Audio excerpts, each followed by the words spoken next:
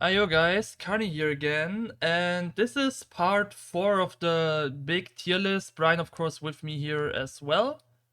Hi, hello. And just a few things, small things, is that first, my list now is empty.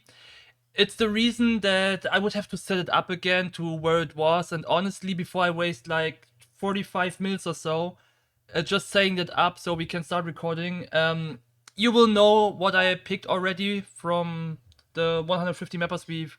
No, wait, are we 250? No, 250 mappers we've went through already. You can just check the previous videos for that. I won't put the time now just for resetting this all. So just that we are here on the same page. And yeah, else we'll just go through as usual. We'll do it row by row for now. And maybe if we have something more to talk about the specific mapper, then maybe it shifts again. The usual stuff. Do you want to add something still before we go? Nothing. I mean, I don't think it's a big problem that your list is empty because I think most people are mainly just listeners instead.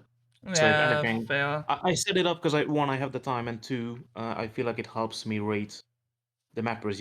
I see them visually where I put them in, like what company or like category, like where the other mappers are. So it helps me, rate them well. But yeah, it's a pain in the ass. The website kind of sucks. But yeah, we will make sure to set both tier lists up for the last episode at least, so Yeah, we that will have definitely. like a one like big list, and then we can save it, and That definitely. But anyways, so let's not waste any more time and get started now. And the first row I will start because I have barely anything to say. So the first guy here, Matic, and Matic is the guy I can say most about. Matic, honestly, is one of my favorite, I would say, OG type of mappers. I would definitely put him in excellent because I feel like his maps are kind of impactful. Like I like to play basically all of them, especially his Volume One Scrap Mine. Though I'm not sure if it's like Scrap Mine or Scrap Mine. I've seen both, but it's the same map. But I've seen both, and also like his Volume Four. I think it was named Green World, and of course Rage Rally series also. Like every time I play a map of him, I feel like it's just kind of a blast to some extent. Not the greatest map of all time, but it's always fun to play. So I think excellent is absolutely valid for him. And now the funny part.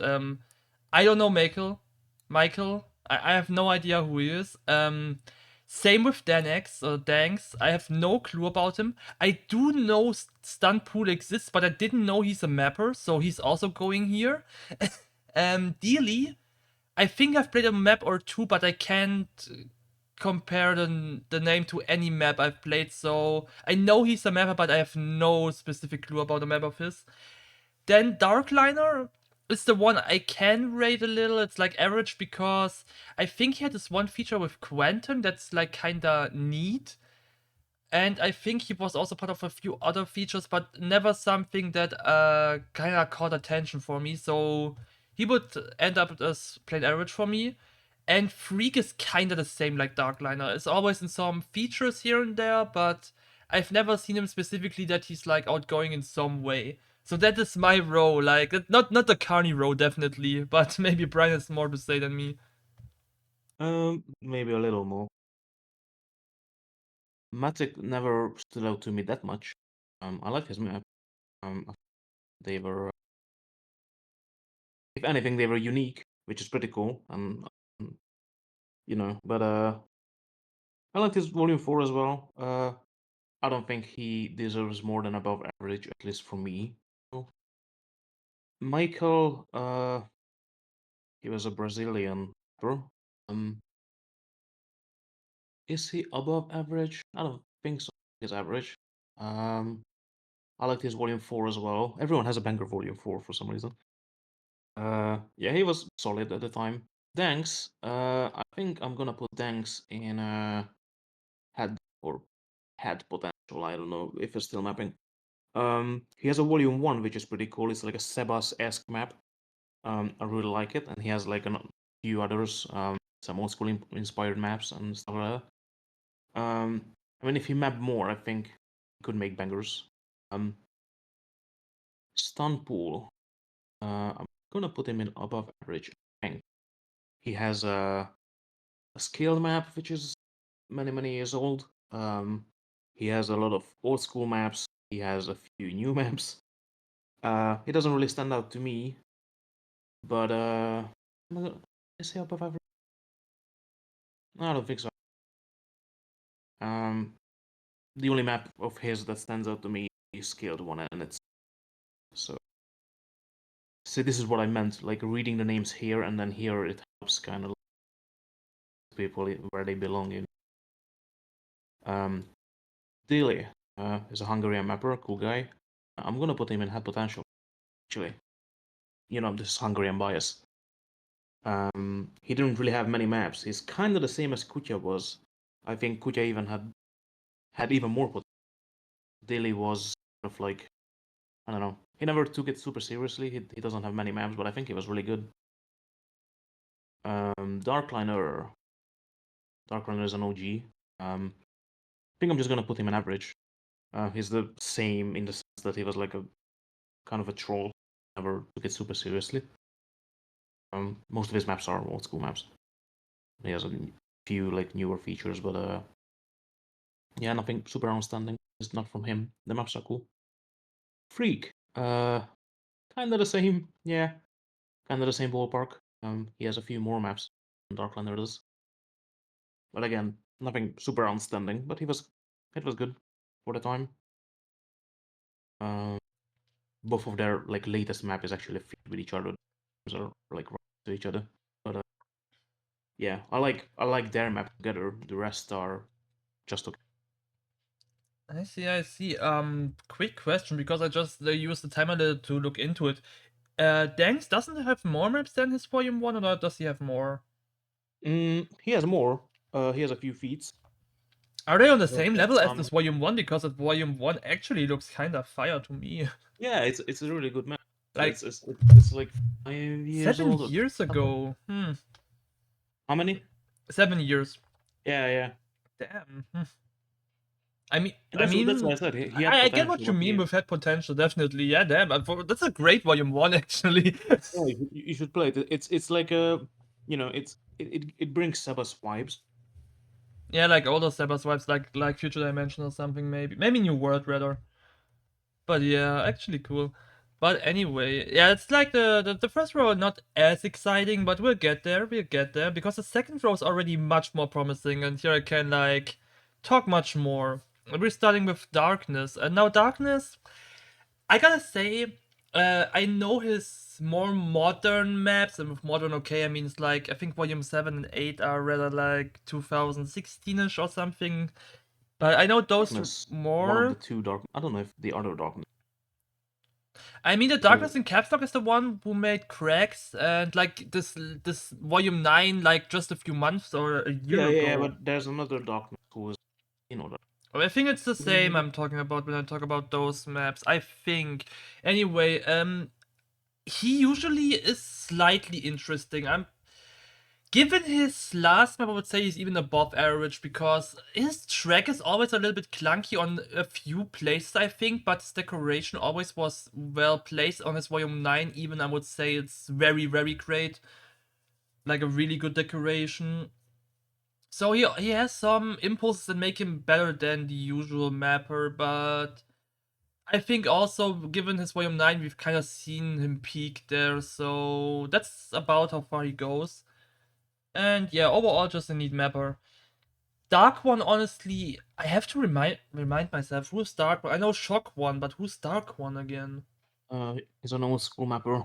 He had a map with Nitron called Blue Light, which you might know. Yeah, it's not that's the type of maps I don't know. Okay, we put Dark One on the side for now. Darkies. Oh yeah, Darkies. Oh, one of my best friends in MTA, I would say, but I had a lot of years, way back. Was fun as fuck. Either be recording or mapping together. It's always a fun guy. My favorite Pucky. But where would I place him map wise? Arguably, I would say he's plain average, actually.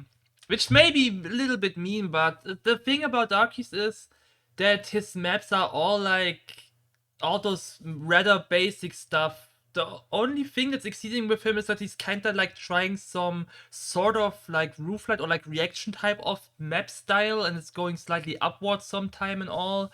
But all in all, the especially more modern maps are always this mix of the simple nature and just a little bit of very small skill things, but same time they are all rather easy to top. Roof light So by. so yeah, rooflight bias.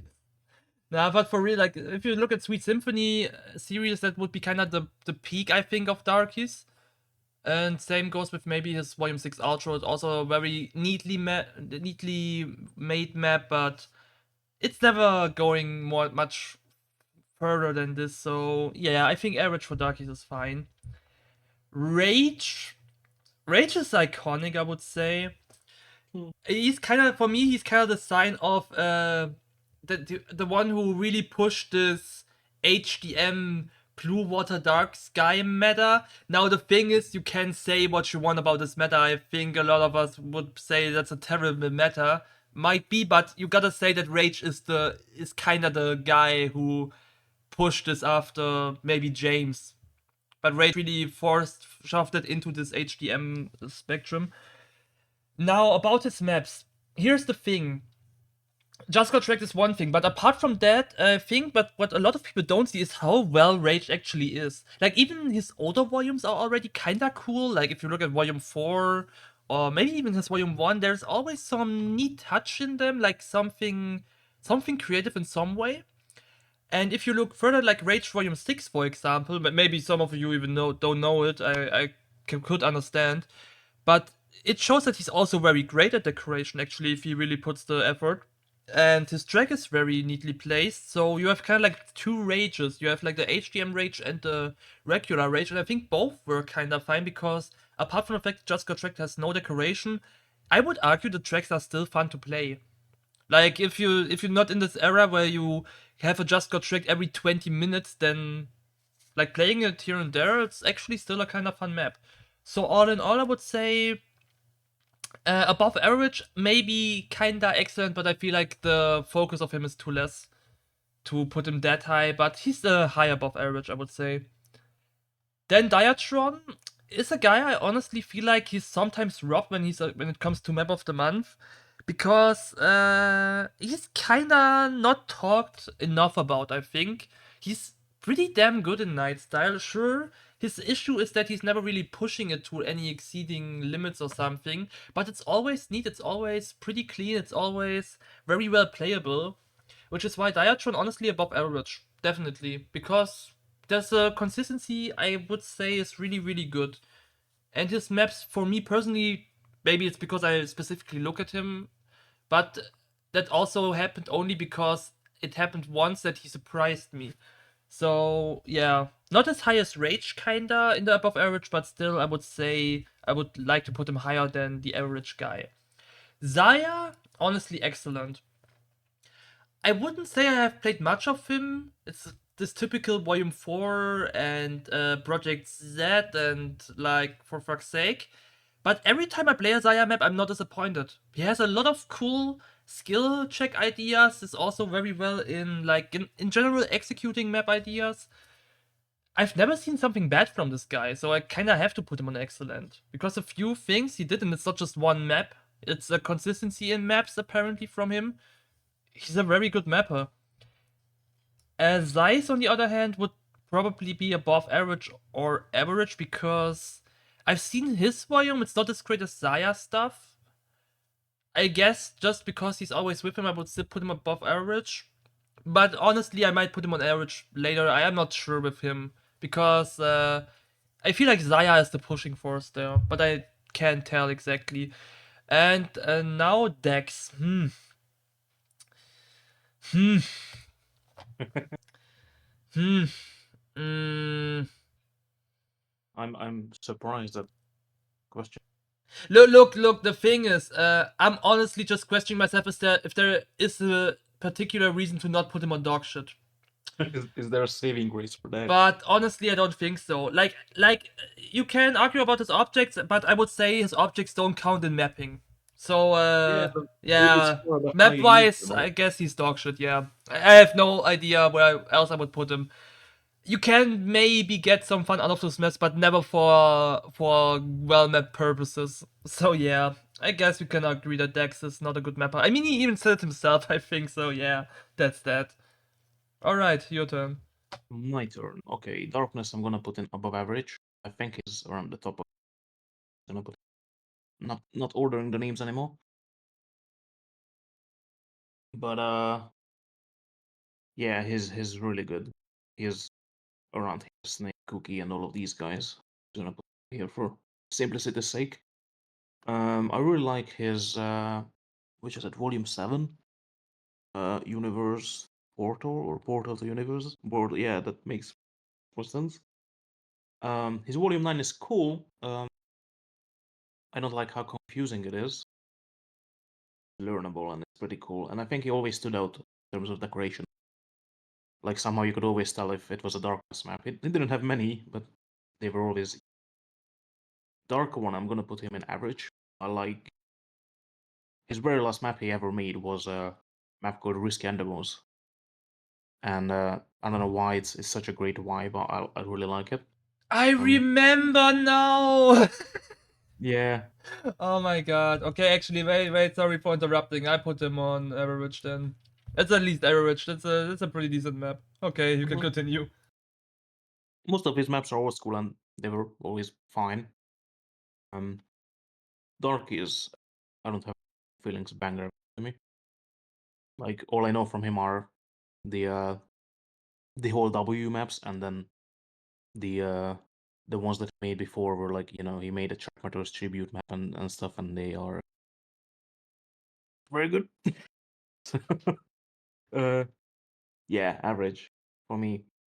Rage. Uh hmm, yeah, Rage is interesting because you were right, he was the one who I don't know what word to use, popularized the no deco era. Um Sadly, I think I started it because what happened was I released Check Matters and then Akvil made Get Wrecked. But I remember him asking me if it was okay if he made a no deco map. I was like, I I did not put a copyright on not making decoration. So It would be a weird copyright to begin with. I mean, arguably Fusions was first, no? yeah, so Abudi made his volume 5, which was game style kinda, and then Fusions made Skills 2, no, Skills 1 and 2, I think. But they were also like James style, but they didn't even make any kind of decoration almost. So I made Track Matters, which was like Fusion Skills 2 inspired, and then Akvil made Get Wrecked, which was Track Matters inspired, and then Rage made Just Got Wrecked, which is obviously Get Wrecked inspired, and then Rage just spammed it. So yeah, I don't know, because obviously he has maps which are not no decoration, but I don't think they don't stand out to me too much. I know what's it called, Super Java with Memphis, which looks really cool. But I don't really know the map that much to gauge whether it's well made or not. So I'm just gonna put him in average. I think it evens out because I think his no decor maps are mainly dog shit. Um, so I think it kind of evens out. If he were to make more maps, he could prove me wrong, but I don't think he will because I mean, I can assure you, inside info wise, that Rage does a lot of decoration on stuff like Super Java and also like his features with decoration. So that it's kind of ironic, honestly. I had to ask twice myself if really Rage is that decorator guy, but actually he is. so he's making up for all the decoration that he didn't do in his first 30 maps. If you put it like that, yeah. uh, yeah, we will see if he's actually releasing in the future. Then prove me wrong. Diatron or Diatron, or however you say his name, bang average to me. Um, is it his volume 4 as well? The night map, his new one. Is it 4 or 5? I don't remember. It's fine. I think Played it a 5 few is the times. newest. Maybe, yeah, 5. It's cool, but it doesn't really stand out. I remember Diatron's name for the wrong reason. I think he is. I think he's the brother of Simix. the Turkish night mapper who I talked I mean, yet. honestly, if you compare him to Simic, that's kinda. I mean, come on, Simic is way more goated. Like, holy Yeah, hell. of course, but uh, I'm not gonna like, I don't want to talk shit for the sake of talking shit, but I remember him for the wrong reasons because I think he had a map with some other Turkish mappers, and then he tried to copy Simic's, and then he actually wrote Simic's name into it instead of his own, and then tried to make people believe that it was a Simic's map. And it was obvious that he was trying to copy him, but it looked like so that's where I heard his name first. Yeah, it doesn't have much to do with his maps, the quality. I remember his name for the wrong reason. Zaya, yeah, it's interesting case Zaya because he doesn't have many maps, but those few are like really good. So I think I'm gonna put him in excellent as well. It's weird because he didn't have many maps to prove me right, wrong, but those few were enough to convince me that it's really good. Zeist, I wanted to say that there are two different guys, I think, if not three, who are called Zeist, and I know two who have mapped. This is the one that Zaya mapped with. The other Zeist is not in the list, but he's a contender because I've actually inside info or like behind the scenes info. I started writing a list of words we've missed so we could potentially replace the duplicate Benny entry with him. That's for the last episode.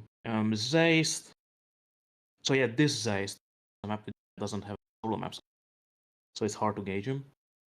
But Zaya told me many years ago how much he did in the map. I think it's pretty good. So I'm gonna put him in has or had potential. Seeing the best of him, or like we haven't seen enough because he doesn't have a solo map, so it's hard to tell how much help he had in the feats and stuff. So yeah, and Dax, what I must say. I mean, I do because you can make pretty objects and you can be the best modeler there is in the game. But I'm not saying he is. I don't know because I don't model stuff, so I don't know what it takes to be the best. I believe in But Team Prime. yeah, Prime. I don't even know. Like I couldn't even list you modelers. I just know that he makes models and objects, and To be that's fair, what I Prime know is his more maps for. implementing rather than creating, but And yeah. I remember telling him on like the FFS forum under one of his maps comment that it's not enough to make good-looking objects, use them in the map. They still look empty. They still look shit. Like it's about how you use them and then combine them with like normal objects. So you can't just make like three different kinds of mountains and just fucking spam them in your map. It's Yeah, I it's not mean, gonna it's look good. always also a thing. Like, I think once he meant in some talk, I'm not sure if it was with me or like in a server specifically, but from what I've heard, it's that Dex intends his stuff very to be like only in the same pack, like don't use any other objects, just the pack to make maps. And then it's like, it doesn't make much sense from a mapper's perspective because barely any mapper uses like just 8 objects and makes it work. Yeah, makes me feel like he's not even mapping for the sake of making maps. He's just mapping to showcase objects, Yeah, which nobody fucking gives a shit about. and the main aspect that I think doesn't work with his stuff is that it's mainly the rocks and trees because you can tell he never made nature decoration. It's clearly shown in his packs that you won't be able to use those rocks or trees in the combination properly to anything close to what nature rappers do. His buildings are fine, kinda, but yeah. Yeah, and it's the thing that like if if I play a Dex map, which is like full of custom objects, but the map is dog shit, and I fail, just gonna get annoyed and call the map dog shit because it is. I won't care about the custom objects, So Yeah. it's not as I said, it's not a saving grace. It's just bad. I won't care about the objects. If you make a really good map which has cool objects in it, then I might pay attention. Like, oh, these, even the objects that he used are pretty cool. I mean, a few maps still exist. Like to name three, first Orolodge from me and Sammy is like Nemo's kind of decent, I would say personally.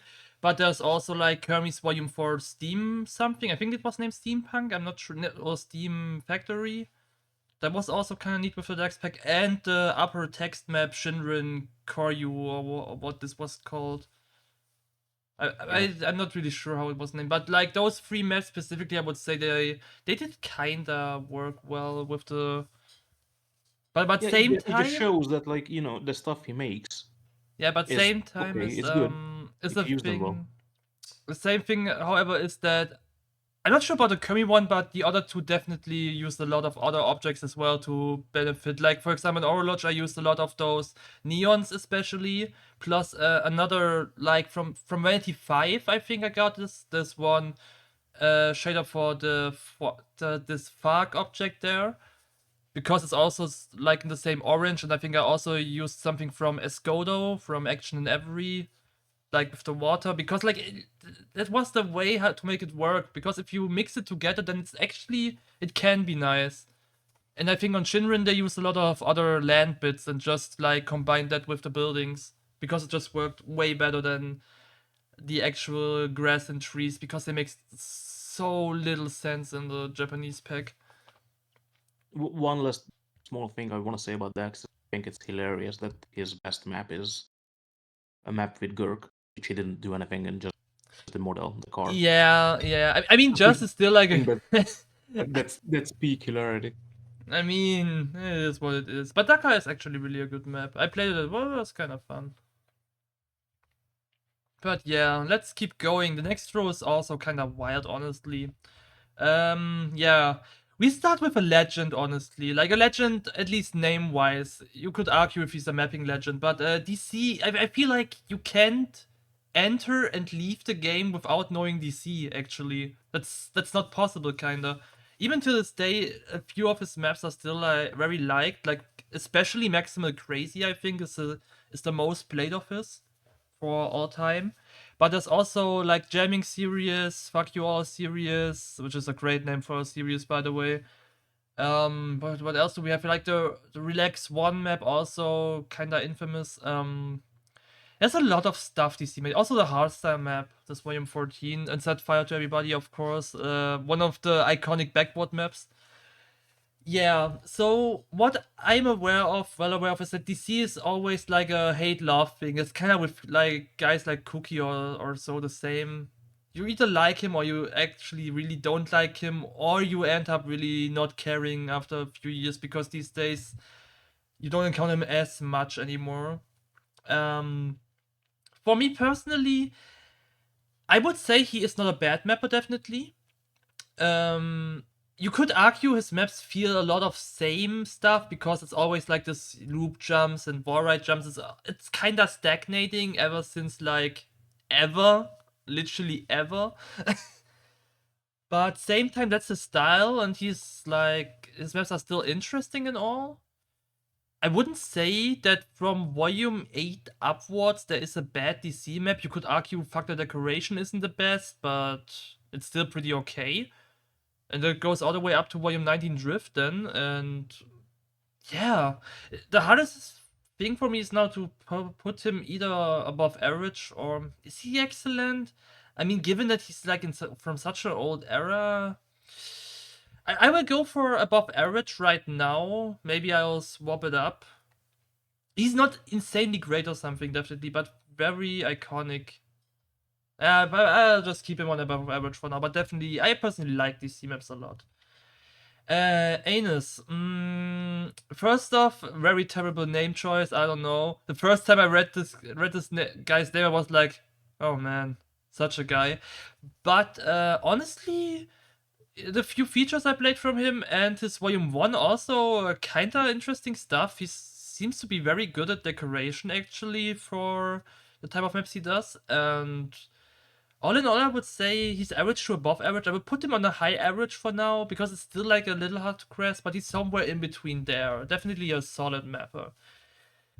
Oh, Poeta, I would kind of love to skip this guy, because he got so much hard to rank ever since he's back. I'm always seeing this old Poeta guy who made like Scary Eyes and Dark Fog, and I was like, oh man, that's such a cool guy. And now he's kind of like, he's not a bad mapper. Like, it's not like this action type of thing where you just decrease like hell. It's rather that he's just not mapping something with ambition. which is I don't judge it. Like if you want to do like the skilled road train stuff or like nature breakage or however it was named again, that's fine. It's just like compared to the older stuff, very boring. So I would just go with that Poeta as above average. Definitely, he's just like mapping below his quality. So because like if you check those old maps and you're like, that's like why like 2011, 12, you're like, damn, that's actually pretty neat stuff. Like especially Volume 3 to Volume 5. So I would say well deserved above average. I will put Paimon cannot rate for now because I'm not sure again in which maps he was. So we'll leave him there for now and I wait for BriaN.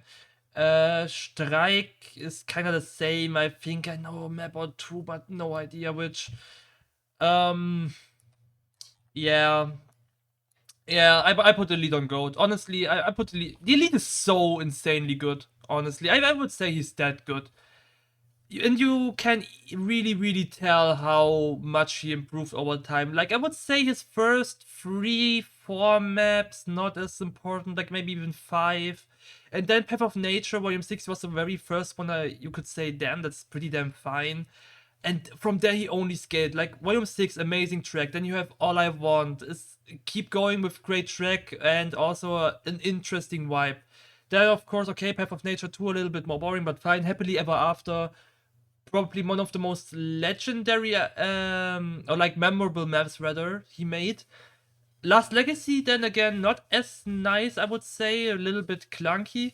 Then Weird Mageddon, then Restoration, then Romance. 3 absolute bangers, I think, with steadily increasing decoration and vibe. And then Middle Ages, what the hell? Middle Ages is a vibe bomb. And then the Forest is like basically a mixture of a bomb, both vibe wise and also play wise. And the same goes for the HGM stuff like Notorious or Lagosta. He has a very great way of making track and also decoration. And I think all in all, I could say he's a goat for me personally. Maybe arguably you could rank him on a legend still, but I would literally grave for another Delete release. I really like Delete. Been a big fan Oh, for years by now. I am so. That You, was okay. Go on. oh, he's about to do. He's about to do a counterclockwise. No, I'm just like, never mind. Go on. Oh my god, that will be fun. Anyway, I did not expect this. I'm still processing it. all right. Next one is X8. I feel like with X8 I have this vibe that it sounds kind of stupid, but I feel like he is under my radar. And that is the reason because there was an era, I think 2016 or something, where especially Killing Blaster 2 was a really popular HDM map. And ever since then, I just noticed occasionally these X8 maps. Let it be the Killing Blast, or let it be like there was some map where they used those pill objects as markers. I think it was X8 feed Shocks, but I'm not sure. And also like a volume, a dark speed volume. And more, there were those X8 maps, and I wasn't sure what to think of them all. Because on one hand, I really noticed that this guy is very interesting. He has a style that's not like it's like different, you know. But same time, I never really clicked with any of his maps that much. So I would go with a soft. I would like go with a soft above average and leave it at that for now because I'm really uncertain where to put it. But I feel like he is better than the average mapper. And also he kind of stopped the moment I noticed him. So yeah, he never really got further than this. Marvel. I actually don't know right now if Marvel has solo maps. I feel like there are more maps to him than I like can think of right now. Mainly, I think of a cave map, the Chippy. I think a speed cavern map. He has one solo map called, what's it called? What? Slightly skill. Slightly skill. Oh god. James Oh Star. yeah, okay. All right, that one. Like if I think about like a map with, I think Absent of Light or something was. I think he was in this series. Those maps are kind of neat, and he was like in one or two other maps with mappers that are renowned to be very good. So I guess he is probably average to above average because I feel like he can keep up well with good mappers, but probably he's not the best on his own. And he's more like a supportive force. So I guess he's okay. And DK is DK still in the list? Yeah. Okay. Oh man, DK. The pre Shondex I would say. Um, what does he have to his name? Motherfucker skills, bastard skills, and a lot of other slur words that are just like combined with skills. That's like his signature. He's very good with slur word plus skill. Um, I would argue that DK maps are really terrible in some way, but in another way very entertaining to play. If you get me, it's like if you play a decay map, you are well aware that you probably will die for very weird causes, but same time you just go for the trade to have some fun turns here and there. He isn't a really good mapper, but same time not too bad. And given he pushed a lot of those skill jump thingies ahead that later resulted in Shondex going nuts also alongside him, I guess above average is fine for him. Alright, your turn. Hey, so DC. Well, I was thinking like all this time while you were talking, and I'm between legend and excellent. But I think I don't know. It's a weird one with him because I feel like, for example, HTC or Banshee or or like Russo, they are like more skilled mappers, but for some reason DC is just much more iconic. His maps just um I don't know. They aged well. They aged really well. I gotta say I don't like his volume 17, 18, and 19, and his map with Anus. I feel like DC overstayed his welcome a bit, and those are like I don't know. They make me feel like DC left the game and then came back like 10 years later and tried to make new style maps, but he didn't leave. Just I don't know, try to fit in or something. I don't know. I For me, his best are like 14, 16, and after that, kind of meh for me. Anus, I think is above average. Nothing super outstanding, but consistent. I don't think he has a super bad map. The one with DC I don't like, but Anus only made decoration in that. It's not fair to you know write the bad check up to him. Poeta. No, I'm conundrum with Poeta because I like his old maps, but I hate his new maps, and it's weird. It kind of feels like two completely different mappers. Uh, I don't know. It's hard. Do I put him in hat potential, but they ruined it? I don't know. It's hard. I'm just gonna like I don't know. I mean, as I said, it's kind of like with action, but Poeta didn't went bad, but rather like another spectrum of mapping. So I don't know. I don't know. It's hard to tell for me because he hasn't made a solo map since he came back. He only made feats, and I'm not sure how. I don't know how well he mapped. I can only tell how well he mapped fucking 12 years ago. So it's difficult. I don't know. I'm gonna put him in above average. I think it cancels out because if I try to think of, you know, as if Poeta never came back to the game, I might have put him in excellent. But he came back and made some maps that I don't like, so I think I'm just gonna put him here. Kinda, yeah. Would I have put him in excellent? Maybe not. So yeah, I think above average is fine. Uh, Pain, average. He made game maps. They are old. Uh, he made. I think you won't like it. Uh, were you the one who really hated Uproar? Wait, it was him? I thought it was like PJ.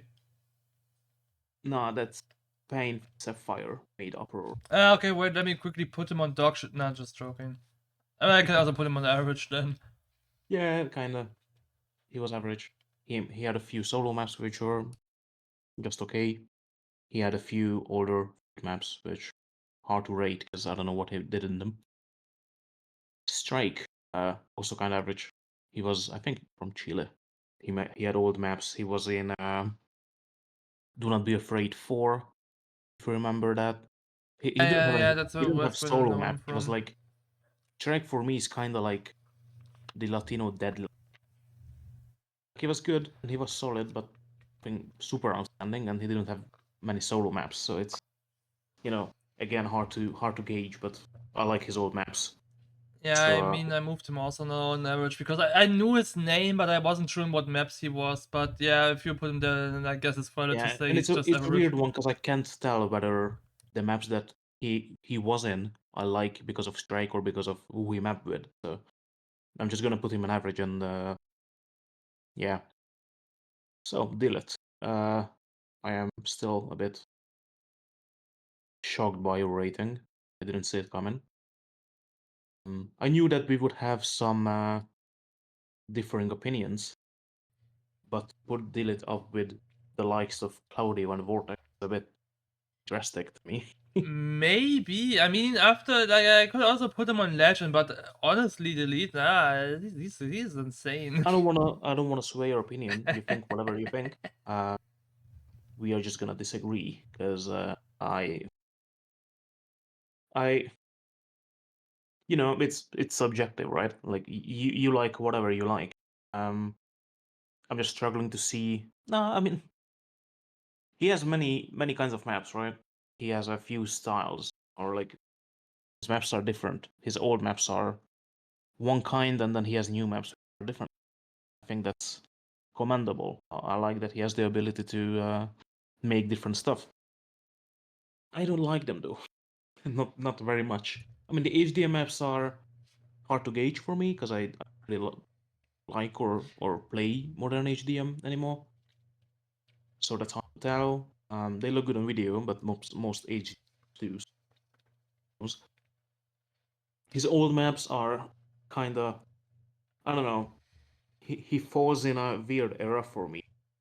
Like those maps are so annoying for me, so for some reason. They're not like offensive, but I don't know. I just didn't like the era that he mapped in, which is not his fault, but he added to.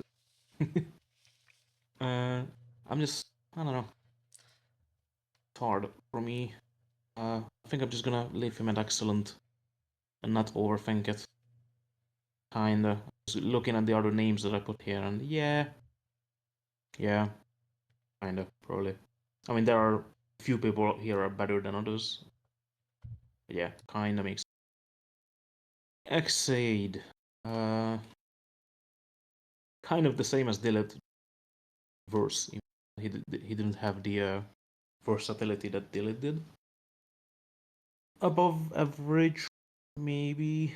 Not even. No. Now that I'm reading the names, I think it's just average to me. He doesn't. It actually doesn't have a map that it doesn't have one map that stands out to me like, oh, that was really good. I know a few, and they are okay.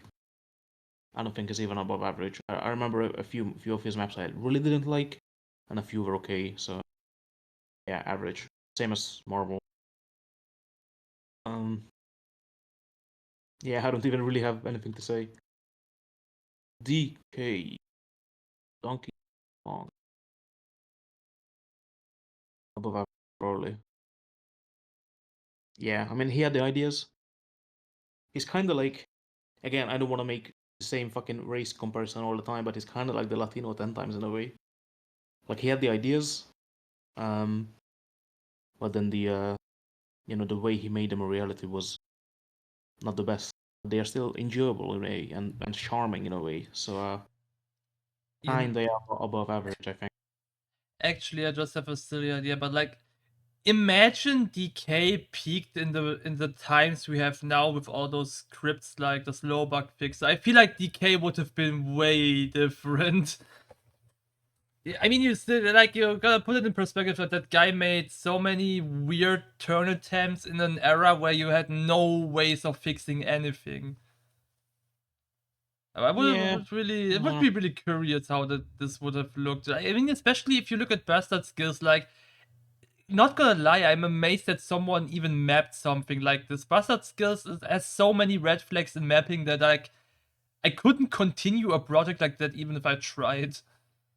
hmm.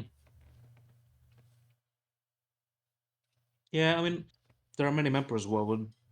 I'd be curious to see nowadays on what they would be able to pick up. I think I think many of them are. It's better that they are not mapping because I feel like it would be a disappointment to see them now. So I think it's better. Some people 10 years ago and they left behind a good memory rather than overstayed and welcome. For example, DC did for me. Alright, next row. Let's see who we have here. Starting off with, I would go for cannot rate for Azula. Which is funny because I have a feature with him. But that's the thing, like, I know Azula mainly. I mean, I've even been in the same clan with him. But the thing is with Azula, I know him more as a scripter rather than a mapper. And I can't even really say what he did in Bergendrückung. Genuinely, because I joined the map even after he got out there. I think he's a decorator mainly, if he does stuff, because he also has this feature with BenQ, and I know damn well that BenQ doesn't decorate, so I assume he had to do this decorate. Actually, now that I think about it, I guess I can put him on average. I guess he's pretty fine with decorating at least, so I have no clue about track or anything, but if I rank him, I guess it's average. It's a little bit hard to grasp. Quince is also plain average, but I want to point out that Cloud City is a very lovely Volume 6. I really enjoy playing Cloudline. Oh, what's the name? Cloudline? No, wait, Cloud City. I said Cloud City. Cloudline was something different. I think it was the one from Glide. Anyway, but this Volume 6 is very, very nice. And also, the other stuff I played from him is pretty okay, but yeah, he peaked at Cloud City, definitely. DNTS, or however you want to name him, DNTS 45. Is in a few maps that are kinda interesting, but also with, like, if your best map is a map with Shondex and Fach X, then I'm not sure if you're the cause of it, so I would go with the Marvel strategy. I guess you can keep up with good mappers, but same time you're just a supporting character. So, average. Redrum.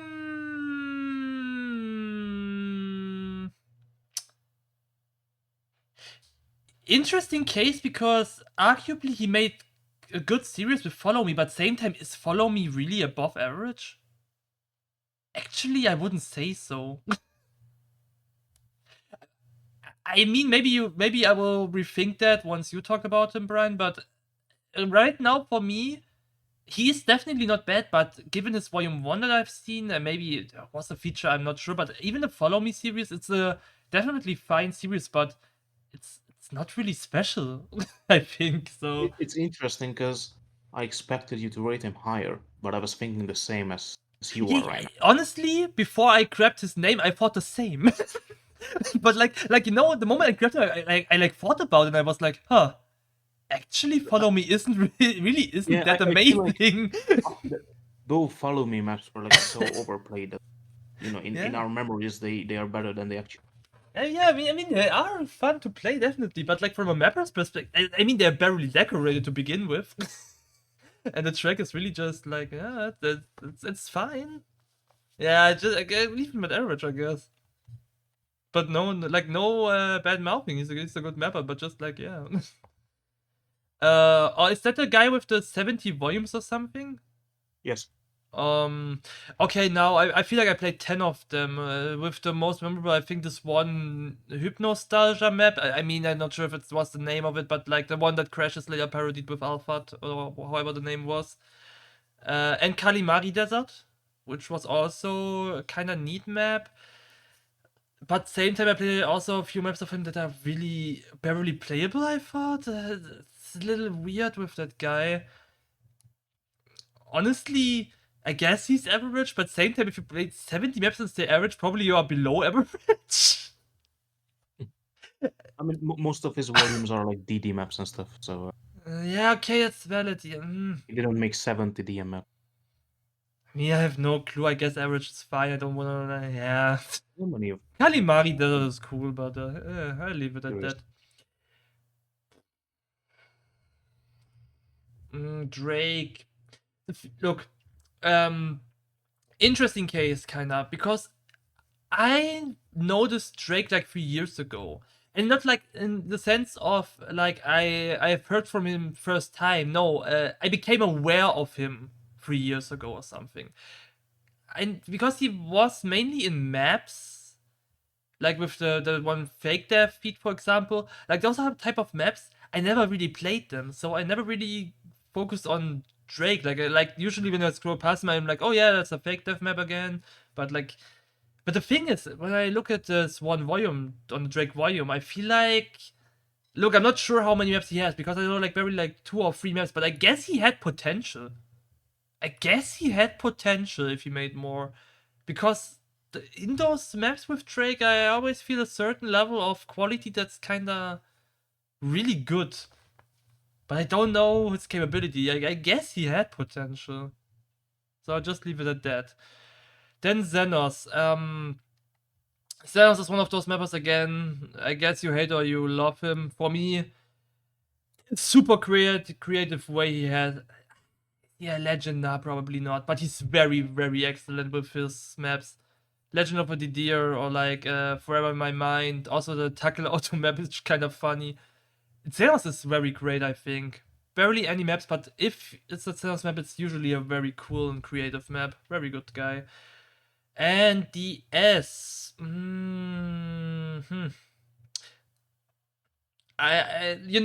that I rated Redrum, I kind of think about if Dirtbag has the same vibe, then follow me. But honestly, nah, I think Dirtbag is arguably also really that good for the time. Also, other maps of the S, didn't like them personally, but I guess above average is fair for him. Yeah, he kind of had a cool way of mapping, given that it's like the 2013-14 era. Yeah, I think above average is deserved for him. All right, your turn. Azula, say average. Twins, kind of the same. I don't have much to say about them. DNTS, I also don't have much to say. Redrum, I think I said what I wanted to say when we were talking about it. So average. Supreme, uh, average. Like I just checked, and not over, just below half of his volumes are DM maps, and I can't I couldn't name you 5 of them. uh, Perfect. he also had the I wouldn't call it a controversy. He had a interesting mishap or something. I don't know what to call it when he released a feature request with a video, and then the map turned out to be a combination of 2 chippy maps. Yeah, Like he I just heard about it called that he them, was involved in map and thief. that left a horrible taste in my mouth. And the guy, I don't know, I asked him why he did it, and he couldn't say it himself. He just said, "Sorry, I was like an idiot." Um, but that doesn't have anything to do with his maps. Just like I don't know, didn't got good taste in my mouth, as I said. But yeah, nothing outstanding for me. Drake, however, Drake, I'm gonna put in excellent. He was really, really good. Um, my favorite map from Drake is his Volume 3.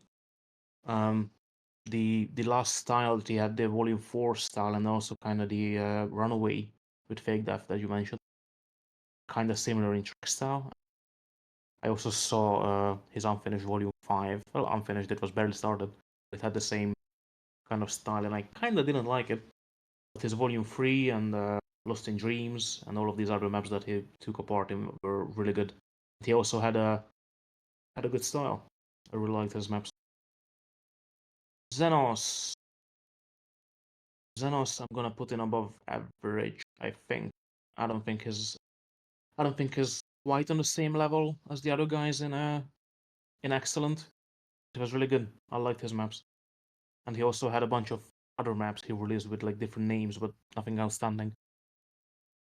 And DS kind of also above average. I really like Dirtbag. I like his volume 8. I didn't like his volume 10. Saints, it's called, I think. I Yeah, liked it Sinful because it had his Saints. style, but I don't know, it was kind of messy for me. I think he peaked at his volume 8 and 9, and then yeah, the volume 10 was like good, but for me, but kind of above average, I'd say. Alright. Our next row is already interesting. Like DSL. I know. Okay. Look, I want to start with something negative so I can go to the positive. So the thing is, if it was only till volume 6, DSL would be below average for me, actually. Genuinely. What? Look, a few people really like this guy, and I never understood it. Like, every time I played the DSL map, I hated them. They were never fun, not even close. I never understood why people like those early DSL maps. I never got it. Literally. I felt like all of those maps are really rough to play on the edges, and nah. But now, to go to the positive, I really love Volume 7. Like, Lost Island 2 is such a banger map, and I really didn't realize it was the same guy doing them. I don't get what happened between Volume 6 and Volume 7. It's an entirely different style, I feel like, and this was like such an amazing map. And even after then, I felt like DSL got better with the few stuff that was still there. Like also this more modern map. I think it even was it Lost Island 3? What he did with Karmi?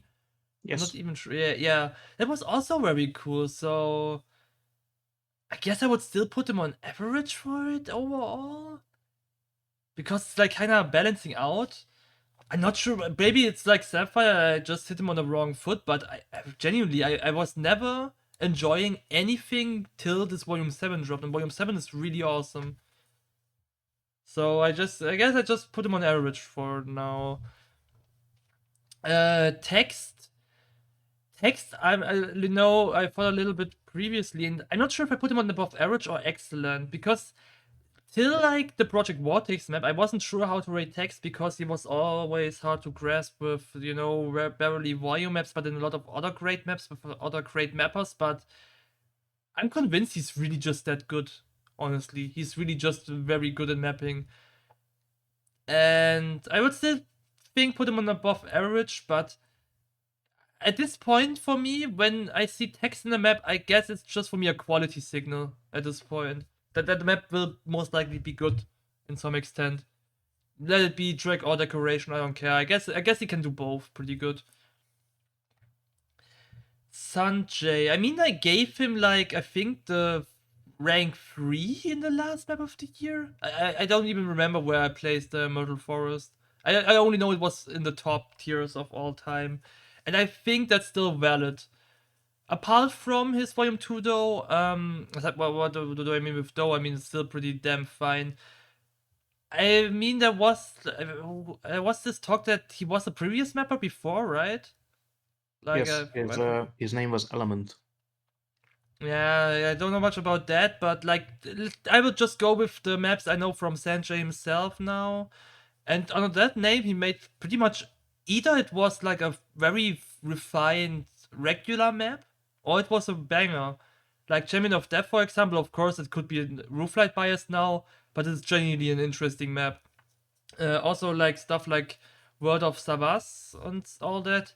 It's always really decent, so I guess you could put Sanjay these days on excellent. Actually, I guess it would be pretty fair for him at this point. He's very good. Next guy. I don't like Eminem maps. Yeah, it's probably. I'm not sure. Maybe that's like same with DSL. It's the people now are like, what the hell? You don't like Eminem maps? Eminem is so plain average, honestly. Like even his latest volume, probably my favorite. But oh my god, every Eminem map is just there. Okay, it's not really special. He's not super bad, but it's also plain. I don't know. No fan of Eminem, but he's average. MT. Till now I forgot he exists.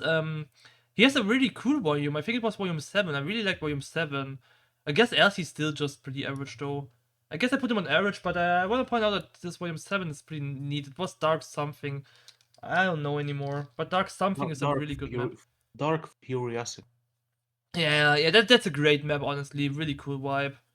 I mean, even so, it's not really above average, this map specifically, but it's still pretty fun to play. Und Crystal Castles? I remember that he had very interesting maps. He's probably hard to rank because I feel like I never passed any of his maps. But it doesn't mean that I never really liked them. It was actually quite the opposite. I really liked Crystal Castles because his maps stood out in a weird way. I'm not sure if that makes him above average though. He's above average on my radar, but probably waiting for you there. I'll just go with average for now, but yeah, I put him high up there. No, actually, I put him above. Nee. Benefit of a doubt. I give him the lower above average for now because I don't know. I felt like he pushed in some odd ways, very odd ways of interest with him. I'll just leave him in the above average for now. But it's actually been ages that I played the Crystal Castle map because you never encounter them if you don't actively look for them for some reason. Azeroth. I need to think of maps with Azeroth in the name. Wasn't it also a guy where some people really like him? Mm, Like some. I don't think his maps really stand out. Yeah, it's a thing. I just go on average.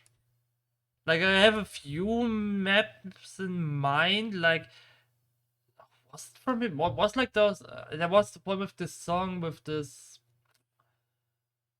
You know the map with the song. You know, I mean, you gotta know what I'm talking Yeah, about. the one map which has No, wait, has rhythm. What's the rhythm of life? Was it from that guy? Rhythm of My Life. Was it that guy? Yeah, Yeah. Yeah. Nothing special. And then Skrax. Skraxi. Hmm. He's probably the weirdest speed map of all time, arguably. And like half of his maps you just really can just toss away like nothing, and the other half is somehow really interesting in some weird ways. I would give him probably an above average. Like if it is about map skill, I think Skrax is a very bad mapper. Like even his best maps feel like they are bad mapped in some places. Like raw skill probably below average, but the things he creates with that skill, honestly above average. Like Dark Existence, Unleashed Wings, Itchima, and stuff. They are actually very fun. Yeah, I would say above average just for the fun he creates alone, even though his maps are far away from very well made. I think it's part of the charm. But yeah, alright, your turn. yes, I really loved his map. One of my favorite mappers. Um, if you want to know a fun fact, it's not really relevant, but Jacob considered DLS to be the best tropical decorator ever. What is this kind Um, of cap? huh? Where the what? I know where he's coming from actually. Like, I think I could tell his decoration apart from any other. It's like really unique. It's a it's hard to tell. It's a vibe, and if you look like too close at the decoration, you realize it's nothing special. But just the vibe that it creates is, I get it. It's, I don't know. It's really good. I don't think it's excellent though. As you said, his track leaves some to be desired, but at the same time, his Volume 7 is one of my favorite maps ever, and I based my Volume 17 in his Volume. Oh, that's why it has to say. Oh my god, yeah, that makes so much sense now. But like for me, that's the one thing I don't get about him. Like all of his maps are barely borderline unplayable, and then he makes Volume Mm, 7. Like what the hell? I mean, I don't think they're unplayable. I They're a mean, bit clunky. His Volume 7 is also a bit clunky. It's Only the I last don't see part. the huge jump between the volume 6 and 7 that you were talking about. For me, they are both good. I just really like the vibe of his volume 7. Volume 7 is only I the don't think last that part. warrants any better than above average though, but I think he's here at the top somewhere. Um, Text. I was I was kind of the same as you. Like, if he didn't release his volume 3, I would be like between average and above average, and then I probably would have ended up putting him in average. Now that he's released his volume 3, I think he's definitely above average. I don't think he's better than this. His volume 3 is very impressive. If he were to release another map which had the same quality, then I would maybe be convinced that it may be excellent. But I think this is a one-off, and I think the vibe that I got from him when I last talked to him was like this was his last map. Who knows? Sanji, uh, also above average for me. He's also up there with these guys. I don't think he's excellent yet, but I think it's pretty good. He definitely he has the potential to be excellent, but I'm not putting him in potential because he's still, yeah, he's pretty good. And I liked his old maps. I like the element maps. They also felt a bit unique in a way. They were also a bit clunky, but they felt unique. You know, they uh, they were a bit different, and I like them. Eminem, I'm sad that you rated him so low. I'm definitely putting him above average. Also, I really liked his old maps were definitely average. Like they did feel the same. And then his volume 9, was it the new 9? Yeah, it's really good. I love it, and this is how you should make a new map after being an old mapper. I feel like Eminem did it one of the best ever in my head, in my eyes. Um, because it does feel like an Eminem map, and it doesn't feel like a map that is trying to fit in, unlike, for example, Poetas or Flow or whoever I want to say. So yeah, definitely above average. One of the nicest guys I talked to. Empty. I like his volume 7, and I know he has a great unfinished map, which has been unfinished for I feel like. Average. Crystal Cat. Arguably, wouldn't that put him on head potential? Like he was about to get good and then he just stops, you know? Hmm, I mean, not really, but same time, I mean, just noticed that just now. uh, Good question. I'm glad you asked. Now you got me thinking. It's a fair question. Uh, is it unjust to put empty in average?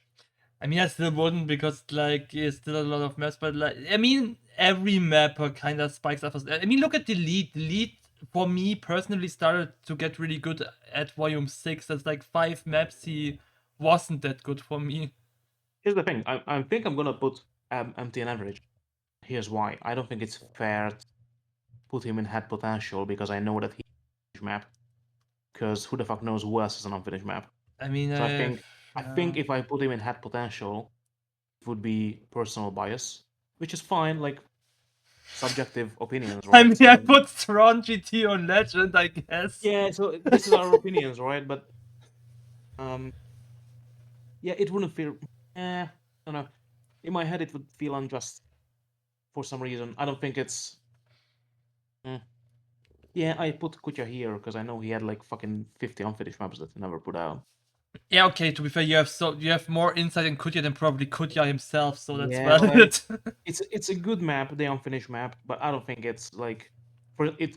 It's not as big as a jump, for example, as Text's Yeah, it's Volume the 3 thing and his other is, map.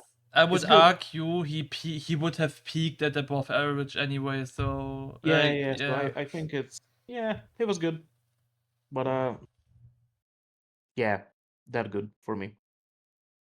Crystal Castles. He was the Russian Sphinx. He made interesting maps. They were like weird in a Sphinx way. I keep comparing him to the Sphinx. His maps were good, but I don't think they were above average. In a, I don't know. It's weird because His I'm glad ideas that he were, I made maps, think. and I'm glad that his decoration was different. But at the same time, the maps didn't turn out to be above average for me. I mean, to be fair, as I said, like, I think Crystal Castles is so fucking dead. Like, genuinely, I like him, and even I forgot he existed. So what's about others? Like, I would, I would bet that half of our people watching right now hear this name for the very first time, or like hear it aware Yeah, because I think you isn't he like the feature partner of Journey to the Center of the Earth? yes. What? Yeah, so like, but like, really, genuinely, I'm sure I would bet that 50% of our viewers right now are aware of Crystal Castles, like being aware of him for the very first time right now. Because I feel Okay. like if you didn't play the game like pre 2015 at least or something, you probably never met him. Yeah, I mean, you could make the same argument for half of the list. Yeah, but Crystal Castles is in such a weird spot because I feel like he deserved more for the ideas he had. It's like, I Let's don't know. let's form engagement. If you're listening to this right now, viewers, tell us in the comments Did you if you know know those Crystal maps? Castles, and if you know, then why, and what do you think of him? Good Crystal Castles. Because it's interesting that you bring it up. I didn't think under the radar, but his maps, like, I don't know, it's a weird one. Like, they were special, but they weren't special. I mean, it's also like part of like, I once made this theory kind. I mean, we're kind of getting out of hand here, but anyway, it's a podcast in the end. The thing is that I once noticed for myself that you need either like a name to yourself already, or you have like some map that's just easy to engage with and continues to be fun to play over and over. And the problem is that Crystal Castle hadn't any of that. Like, his name is rather unknown if you don't specifically look for him. And if you play the volume of him like ever, you will notice that they are really rough to play if you like not don't know what you're doing. So probably what happens is that if a map of him gets played, it's just so fast away. It's away the moment it starts already, and then you'll just not think about it. I guess that's what happened. Because if Yeah, you can't play the map and you're not willing to like learn it, then the map's just dying immediately. yeah. I was thinking that Crystal Castles reminds me of the meme of the guy doing a skateboard trick above the stairs, and then landing on the rake, which Pretty like punches him much, in the yeah. face. Like, he's There's all this doing all the effort. special things, and then the maps are like mid. Anyways, Yeah, basically. uh, Acerus, Acerus. I like his maps, but I think his average. Yeah, he was good, consistent, but never nothing outstanding for me. However, Scrux, hot take, below average. Scrux is Is it hot? nothing personal against him. I didn't talk to him much, but I like him. Nothing against him personally. I don't want to badmouth him. But his volume 12 is like, sorry, his volume 12 is one of the biggest fucking for me ever. Everyone I speak to seems to love the map for some reason. Like, even I remember this specifically. Zebra commented on FFS under the volume 12, like, this map is fucking awesome. And I just look at the map and it's a pile of trash. I'm sorry. It looks horrible. And it's not even like super fun to play for. I do not understand the hype at all. And all of his other maps are like shit. And I don't know what to say. Like, I'm sorry. I don't mean to be cunt, but I do not understand. I don't I get it. mean, I could explain to you. I'm not sure what the others think about it. For me, it's. I mean, I like a lot of longer maps that kind of feel like an adventure. And I feel like that Dark Existence is kind of combining a lot of that because it's first a speed map, and people love speed maps to begin with, but also given that there are so many different decoration bits, the song is kind of a vibe on its own. It's just this long ride, nothing too tricky. You can just really enjoy your trip along the way. I think that's kind of what's selling this map. You can I don't easily know. get into it I'm and sure then there's a yeah. charm to it, but it doesn't But like. same time, I totally understand you. I wouldn't say that saying that Scrux is a bad mapper is a hot take because, as I already mentioned in my analysis, it's like if you pin down the raw map skill, you really notice that Scrax isn't that good. Yeah, and for me, there's no side to, I mean, and if, I don't get the entire like enjoy the journey vibe. Like I just keep looking at the maps and they're bad. I don't know. I don't want to go on too long because it feels personal. It's not. It's, oh man. All right. Then we go to the next one. Conquer. Hmm. Yeah, it was yes. obvious. This was obviously just a joke. I just referred to it. I think it was volume 6 where he wrote this. I'm not Conquer. Yeah, yeah. But it comes to think of. Oh, wait. Oh, never mind. The thing is, I had something in mind. Ah, yeah, I remember. And when you talked about DSL earlier, I wanted to like wait till you are done. I noticed that the mapper isn't in here, but that's why I want to talk about him. I don't want to use the extra name. Just do you remember a mapper named T-Mobile? Yes. Because that guy is not in the list apparently. At least I looked for mobile. And I just want to mention because that guy and DSL, those were my combination of I don't want to play the maps. Because maybe that's also the reason why I hate DSL as much because DSL isn't as bad as T-Mobile. I would argue T-Mobile was the most abysmal experience I've ever had playing maps. Yeah. Because Yeah. I would say like I actually played one of those maps like I think volume 7 2 years ago. And you know when I played them before it was like 2013, so that's a lot of skill I gained over the years. I would argue that T-Mobile Volume 7 till this day is one of the hardest maps to play. For real. It Yeah, he's kind of like strong GT for me. Like he has many tropical maps, and I and struggled so I hard. start playing them. I'm like, okay, this looks good. Like this is my favorite era of mapping. This is gonna be good. Like what an underrated mapper under the radar. And then I play it for like a minute, and then I realize that it's so fucking bad. It's literally unplayable. Yeah. Like honestly, T-Mobile maps are so hard. But yeah, like if this guy was in this list here, I probably would put him below dog shit. I would just like kind of not rank him and just say he's just abysmal, pure abysmal. I just wanted to I get mean, it out before I forget about it. I added his name to the list that I have of people we missed, and then we can like make a vote or something at the end and see who makes What it for into the list. worst map? Oh Jesus Christ, the mobile.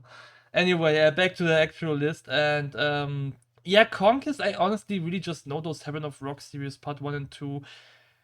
It's definitely fine. I'm not sure if he did more than this. Those maps are in general would say slightly above average, but I would just put him on average because I feel like that's the best he could do. I think so. I guess he's average still.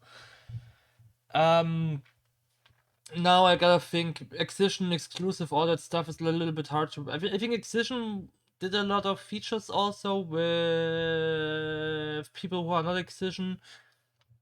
Was he in Walk in the Fire? I think so. I think he was in a lot in those slightly flat but also with a little high jump type of maps. Yeah. Yeah, I guess he's average. I would say all those maps are a little more fun than the average map, but same time not too much to say it's above average. Who the hell is Exi? Xe is I think he was Slovakian. That's not helping. Yeah, I guess. He had a map called Demons of Smoothness, I think, with a SK2. That's also not helping. Okay. And I Anyway, think he had like three or four volumes, and they were like he was in no the same idea. era as like Delete, Xade people. No idea who that guy is. Okay. Um, I mean, yeah. Simon. Is Simon the guy with that volume 4? No, wait, it was Sandrovsky. Who's Simon? uh, I mean, I know this Simon. name. Wait. Did he have a lot of volumes or just a few? Simon had 35 volumes. Okay, and I know him from a map Simon Volume 30. The only issue is I don't know the contents of the map itself. Yeah, I have no clue. I know I played this map, but I forgot. Oh my god, Rabbit. Mm, Rabbit is Fujiwara, right? Also. At least I've heard it sometime. I'm not sure if it's canon event or not. I cannot confirm or deny. But I would say even if he's not, I guess Rabbit is excellent. Like genuinely, he's in so many good maps, and I don't think it's like because of others. Let it be Blue Horizon, let it be the stuff he made with S Veteran. Rabbit is really good. And I think if Rabbit would make more solo maps, like he has even solo maps, and his solo maps are also damn fine. I have no reason to doubt that guy. And I have no reason to doubt that he made those really great maps he was in the great and as great as they are. I don't think it's any lower than the guys he mapped with. Definitely excellent. I would like to feed with him simply because for the reason that my name Carnickel is like in a German slang also rabbit. So it would be kind of a rabbit dual map. It would be kind of funny, but I think he's not mapping anymore, so that's a shame. I feel like Pebiakas is the type of name you can say a lot about. I don't know. For me, barely anything. I don't know. Either it's a feature and then it's most likely really okay or like yeah. And the solo maps, like one or two solo maps I played were like it was totally your probably like the thing I associate with your maps, like in those 2040 era or something, but I don't know. I guess Pepiaka's plain average. Not really see nothing special there. Fear is above average. There is some iconic themes in his maps. Let it be in the dark, or let it be especially those. I have no idea how the maps are. Was it total shit too?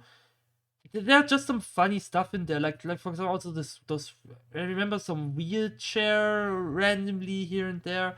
I remember some oddly interesting parts, like I don't know. It's just there is some small essence of creativity in each fear map, or like in most of them, that they are genuinely fun to play. I think for his time, he deserved an above average. And then, oh wait. Yeah, we already done. Okay, small row. All right, your turn. Um, this is gonna be quick for me, I think. Conquest, average. I would put him in had potential if he didn't have like 6 or 7 of the same map. Because I think the track he made was cool. Like it wasn't your typical track, but then I don't know. If he had like 1 or 2 of those maps, then I was like, I would have been like, oh, you know, maybe he can like master it and then make really cool with the same style of track. But he made like 6 or 7 of the same map and didn't really improve. So for me, Excision average, almost above average, but not quite. XC average. Simon average. Uh, almost below average, but I don't know. He's like a really old mapper, and yeah, I think his old maps are better. His new maps, where he was like really trying to make a modern DM map, are really clunky. I like a few of them, but they were really like clunky, and you can tell that he's not quite cut out for super modern ADM. So yeah, Rabbit. Considering everything that I know, I'm gonna put him in excellent as well. I really like his what's it called? Natural regress theory. Oh And yeah, and Natural I Request think is it's so like super insane. clever. Like they don't stand out too much, but I think it's really cool that you go back and forth on this, and it just works. And Oh yeah, that's a I really really good. like I actually forgot about my ranking, but yeah, that's also so damn. Pepiaka. Uh, Pepi, I'm gonna put him in above average. I really like his. He doesn't have many, but I think they were really good. And Fear average, I think outstanding for me. I like his maps, but nothing super memorable for me. And that's the row done. All right, I think we go above 50 with this one. We are now on like 1 hour 24. Pretty good pace for so Yeah, far, I would yeah. say. Okay, first guy. No, wait. I thought for a moment, isn't that the guy you like a lot? But at the same time, no, that was Kenny, not Kendo, I think. Kendo did the few maps that were interesting a little, not so much. Yeah, average. Not much more to say about him. V4, I mean, he made quite a name for himself lately, actually, also. Not that he was bad before, or like as no name, but now with those latest releases near his ending career, at least he said to me that probably Volume 4 would be his last, but now I'm not so certain anymore. I don't know. Maybe not. Either way, well deserved above average, I would say. I wouldn't say excellent. I think if you would go like for one or more or two more maps, potential for excellent is there. But I guess he's very well and above average. Some really good decorator, and track is also not too bad. Sight is the name I have in my mind.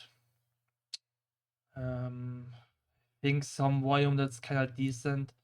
Maybe he's better, but never really played his maps too much. I know he's not bad. I'll leave it at that. I know he's not bad. Oh, oh, this is okay. I didn't know this. I'm now ranking 3 out of 4 Nova people here. Like the next 4 is like 3 Nova people. Okay, Simas is the Yeah, only one interesting. that. Okay. My kids. My kids is interesting because I think a lot of people really adore his maps, especially like the maps like Taman and Intrepid and all. For me, I mean, I didn't notice him till like his Volume 7 Merv 2. And I would say that ever since he's really good in mapping. Like Merv 2, Intrepid, as I said, Taman, not my thing, but really good also. He also has those comet maps. Comet maps, I think they were named Dayam or something.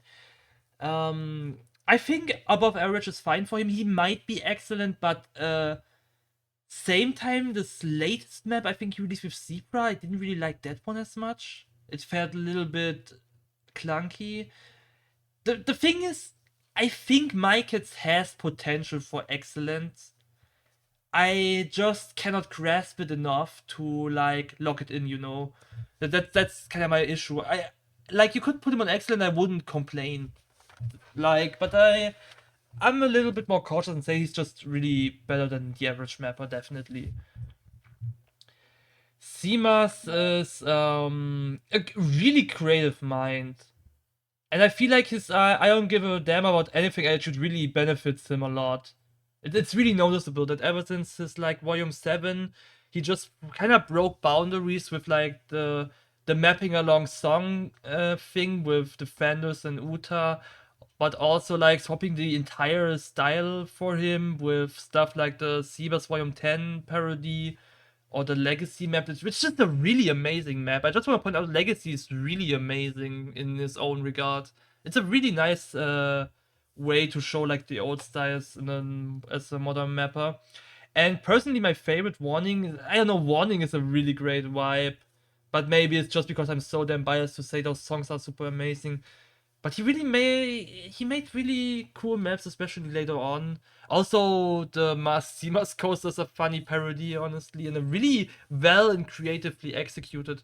I would say genuinely Seamas is excellent. Just for the insanity of his projects he did. He's really, really valuable for the scene. And then the next is Synthro. So I know that every Nova guy is now really, really closely looking at this. I have to point out, wait, we are on 128. They want the timestamp. I know that. Okay, Synthro. Here's the thing. I would argue, I mean, I said it also several times in those circles, that during my first years in MTA, I would say that Sincho is absolutely below average for me. He's insanely boring in his first maps. Like his first 10 maps, arguably. It's super boring, plain track. There is nothing exciting. It's kind of like Fatal. Though Fatal sometimes makes some more exciting parts. Sincho doesn't. Sintro really always made some rather boring tracks and let it decorate by someone else usually because he says he can't decorate. I would argue nowadays he can. Um, but the thing is, how did it change? Like, if you look at a Fatal really improved well over the time. Sintro, though, I'm just kidding, he also did. But I would say Sintro's strongest thing still remains to be like the tracks mainly, like his volumes. I think apart from Volume 6, they aren't as interesting. Arguably, Sleepless 2 is really great though. But else, the main stuff is that he let him pair up with, I don't know who he paired up with the entire new modern maps. I think one was with Sandy, there was some Galaxy map. Usually you can tell its intro track. Also the Linked Souls, of course, Linked Souls is amazing, honestly. Like, but same time, not really because it's a amazing track or anything. It's more like the blend in between track and decoration. Um, the thing for me is I'm not sure if I wanna put Syndro on average or above average, because I feel like I may be biased if I put him above average because I can tell. I can tell if he is. His track style is so simplistic that it's hard to grasp if he is above average. But I will follow my bias and will put him slightly above, simply because if you are looking for a simple track that everyone can top, but at the same time at least a little bit challenging and interesting, like the slightest bit, I would always suggest you to get Syndro in there. Because I know he will get this job done better than a lot of people. So I will put him slightly above average. But at the same time, I guess he's kind of still in the average. Yeah, I don't know. But I think that's fair. And now rocks. Um, honestly, map wise, I would understand if you put rocks on average. Or maybe slightly above. Because a lot of his maps are really not that outstanding. Most people probably know Concrete Angel. Pretty nice series overall.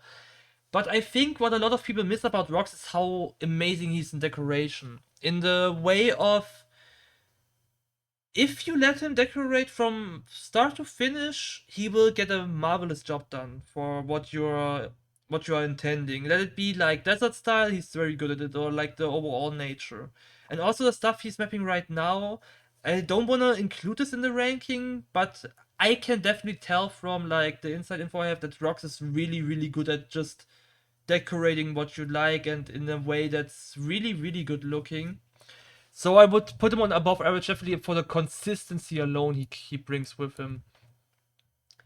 But yeah, I will gladly await his next incoming maps because I feel like he's also in an improving era definitely compared to the previous ones, and even the previous ones are still very nice. All right, Nova's done. Then we jump to Jaziek. Honestly, little bit rough for me to say if he's above average or excellent because of his time era. I don't want to put all on his Volume 7. His Volume 7 is really that amazing though. Let's be real. His Volume 7 really is that amazing.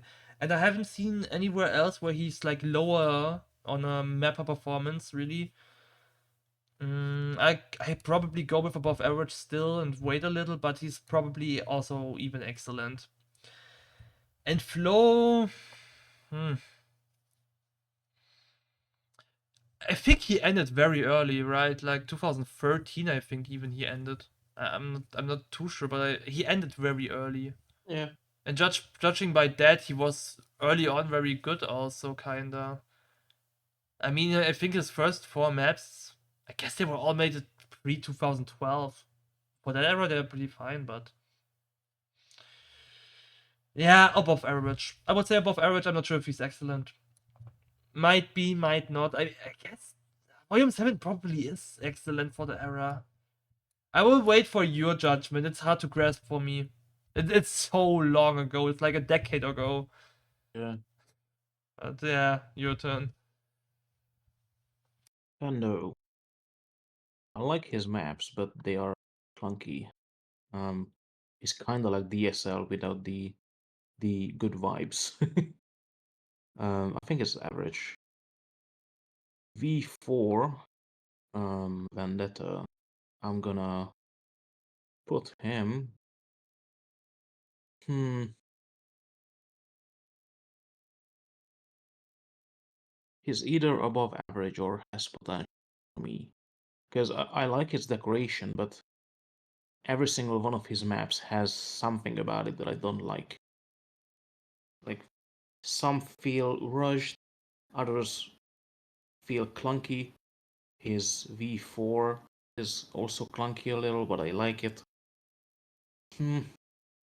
Yeah, above average, I think. And I think he can do better. I don't think it's a potential thing. It's more like, I don't know. He can do better. He's still active, so I think he's gonna make better maps. Zeit. Okay, this is gonna be one of those very personal ones, but I'm putting Zeit in excellent. He didn't have many maps. I With Zeit, I feel like he just fucking came out of nowhere. Like I don't know if he has like any super old maps that he didn't release or something, but every single one of his maps that are out there are so good. Can you tell me Instead his of best map? uh, I don't know which one is the best because for example, there's the map with Known and Johnny. Ooh, what's it called? Fuck, Tour of Oh, Life. Tour of Life. Then he has the other map with Johnny, the Dark World of Freedom. He has a Volume 1 called Sub-Zero, which is really cool. He has a solo map called Oh my god, he's Exhausted. old as hell. Oh, I just noticed. That's why I wasn't so sure. 12 Yeah, years ago, Jesus Christ, what the fuck? yeah, and his maps were like really good at the time. And then he had a map with Fancy called the In Between, and it's such a weird one because Fancy's part ends with a teleport, and then you teleport to Zeit's part, and out of fucking nowhere, the dude made maps like Enzel did like a few years later, but he was first, and they were like so fucking good. Like you teleport into from Fancy's usual Wait, wait, map wait, and wait, wait. decoration to like Zeit's crazy. That it's so Was it good. I that don't know. SpongeBob map? Yeah, yeah, he Wait, has the wait, wait, wait, wait, SpongeBob it map was on. by Wait, wait, I thought it was like the other way around. I thought like the teleported fancy parts because it looked kind of like fancy stuff. No, no, no, no, no. The first half is Francis and then it's Zeitz. But It's crazy. to be fair, the reason I thought that is because I played this map after the Dark Shrine of Azura. I mean, not the Dark Shrine, but the Shrine of Azura. Because I guess Fancy wasn't on that level yet when that came out. Yeah. I don't know Oh my. where Zeit got these skills Yeah, from. okay, He had hold like up, above average. I don't think he has 10 maps total. I think he has like 5 or 6, but they're so good. I rank him up just for that above average. I didn't know. My bad. Mike, it's above average. I think. I think he has the ability to make above average, but for some reason, every map that he made or makes, I guess not these days, but back then they were like, I don't know. He's one of those where I know that he's above average, and yet I don't like almost his maps. I think I like Taman I mean, I could say one. something but slightly mean, but I feel like Mykits is kinda the lower class Zebra. You know, kind of what Shine is to GT Terror, though even though the gap there is maybe a little bit higher. I feel like that's Mykits with Zebra, because like Zebra is kind of the better one in those styles. And Yeah, Mykits just I kinda get the same adapted his vibe. styles. It's Yeah, which is really nothing of bad intent or something. It's just like what I'm seeing a little. yeah. I feel like his best are the ones where he is accompanied by a better mapper, but he doesn't necessarily stand out as a bad one in those feats. I don't really like the Comet map, the Daeon map. For me, they are whatever. Yeah, I don't know, but he's definitely above average. It's just I think it's just a personal that I don't. Simas. I think is above average for me. I really like the two maps that he has, the Legacy and then wait, is it just the one map, the old school kind of map? Is it? He has Volume Oh, 10 no, and but Volume 11. Volume 10 is the Seabass Great Adventure parody. yeah, yeah, that's what I was gonna say. Yeah, I think both of those are cool, and he has the ability to make good maps. I fucking despise his Volume 8 and 9. They're so overplayed and so fucking boring. They're well made. Just saying, you're probably the only guy who is like, I like Seamas for his non-speed maps. Yeah, like I don't know, like so fucking bored of this volume 8 and 9. I'm sorry. Like they're well made, but so fucking. I mean, actually, what I forgot to say with my part, I said Volume 12 is my favorite, but actually, maybe it's even Mountains of Darkness 2. Like, I don't know, Mountains of Darkness 2 is almost a flawless, perfect map in an odd way. I don't know, I really love this map. But I wouldn't even say it's underrated because I feel like there was a time it was really played a lot. And it's also like a weird combination of feed powders. I think it was like, wasn't it like feed SK2, feed Rage or something? Just I really gotta look this up because it's like, yeah, but continue. his intro, Rich, meant to say, Rogues is the same. I feel like Rogues is better, but not so much better. That's above average. Yeah, Yashiek, or just however you say his name, above average. I think. And the reason for that is he was versatile. Like he has tropical maps or like the normal fucking rocks and palms maps. He decorated the entirety of all of skills. I think is impressive, even though the decoration isn't that good. And then he made a night map, which is cool. So it's funny that he had both in his repertoire. Cool. And Flow, at the time his maps were popular, but I don't think they were above average. I think he just hit a sweet spot for people. Um, I like his maps, but I don't think they are like special. So I think his name is iconic because of when he made the maps, but I don't think they are like better than most of the other maps. Hot take Alright, so I maybe, guess I was but a little yeah, bit higher than this. By the way, I just found it again. I mean, Seamas feed Rage, feed SK2, feed Disaster. What the hell is this combination, man? What's such a weird feature combination somehow? I don't know. Especially for such a speed map. By the way, I like how you just speed ran Synchro and Rocks like 1 second. Okay, yeah, next one. yeah. I don't have much to say about them. I don't have a personal connection to them. I don't mind their maps. I think they're bad. I don't think they. I like Link Souls, but I mean, you're it kind doesn't. of proving my point. I really think Rox is amazingly overlooked. Like Sincho, yeah, maybe he's just really not that standing out. But Rox is insanely overlooked, I think. But yeah, I mean, you could argue. In the end, I'm in the clan. I get like literally every update they do. So yeah, that's of course different perspective. Oh my god, the next row is amazing. Oh my god. Yeah, you start the row. I'll be back. I'll be back in 1 minute. Oh my god. Where do I even? Oh my god. Okay, this will be filled with bias. I can already bias disclaimer. This will be a bias row. We'll start with Gallardo. Oh man, I would say Gallardo is an excellent mapper with the potential of a legend. I personally don't like Volume 5. Okay, let's start with this. I actually don't like Escape to Fate 1.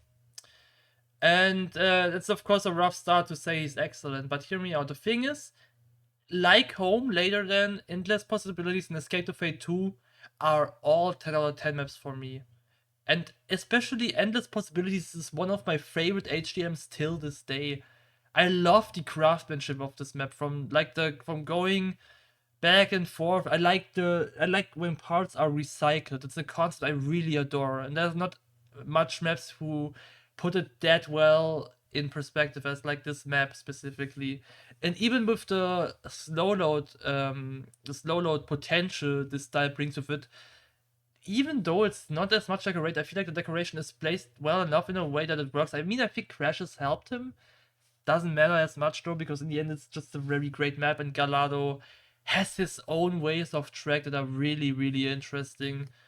I really wish he would have done more than this. I guess you could even put him in have potential, but same time, Gallardo in the end was also like more of a scripter, if I remember correctly. I mean, he kind of led ER by himself, but I guess that's then BriaN's point later. Kind of shame he goes the moment I talk about Gallardo. Actually, I think he has a lot to say about Gallardo, but we will hook on later then. Gravity, arguably my most partnered mapper. I could say. I have a lot of features with him. Gravity is a really interesting one. A lot of cool approaches with decoration, I would say. And I think we both assisted ourselves, like getting better and better with our styles. Honestly, I feel like we benefited a lot from pairing up because we both had like this kind of equal mind with mapping to a lot of to a high extent. I think Gravity made it to the above average and would have probably ended up even excellent if he went a little further. Like if you look at the Venom Force series specifically, like especially Venom Force 3, he did such an amazing job decorating this. I really love the look of Venom Force 3 till this day. Really, really amazing. Also Force 2. And if you compare those to like his Force 1, for example, or Venom, the earlier maps, he improved so damn much during that time. So yeah, for me, given that I mapped so much alongside him, I really liked the development of Gravity during that time. I would have loved to see even more going on with him, especially because I would say he's even well on track later on. Like if you look at his Tahan map, Decolless, yes, but his track even that improved pretty well over the time. Stan, maybe high as well, but Stan is a legend for me. I guess a year or two more, and he maybe would have gone there like Gitaro and goat the tier. Because after Gitaro, like he's my rank two modern HGM mapper after Gitaro. And the reason for that is that I feel like Stan not only did he somehow go from a mid mapper to like an absolute legend, like I don't know what happened between overdrive and not overdrive, but he somehow learned mapping in with the span of one map. I don't know. Um, and honestly, I don't like all of his maps. They're like especially when he pairs up with Shonex or Caster Pain too. Oh well. But the main reason why he's my hashtag two is like that.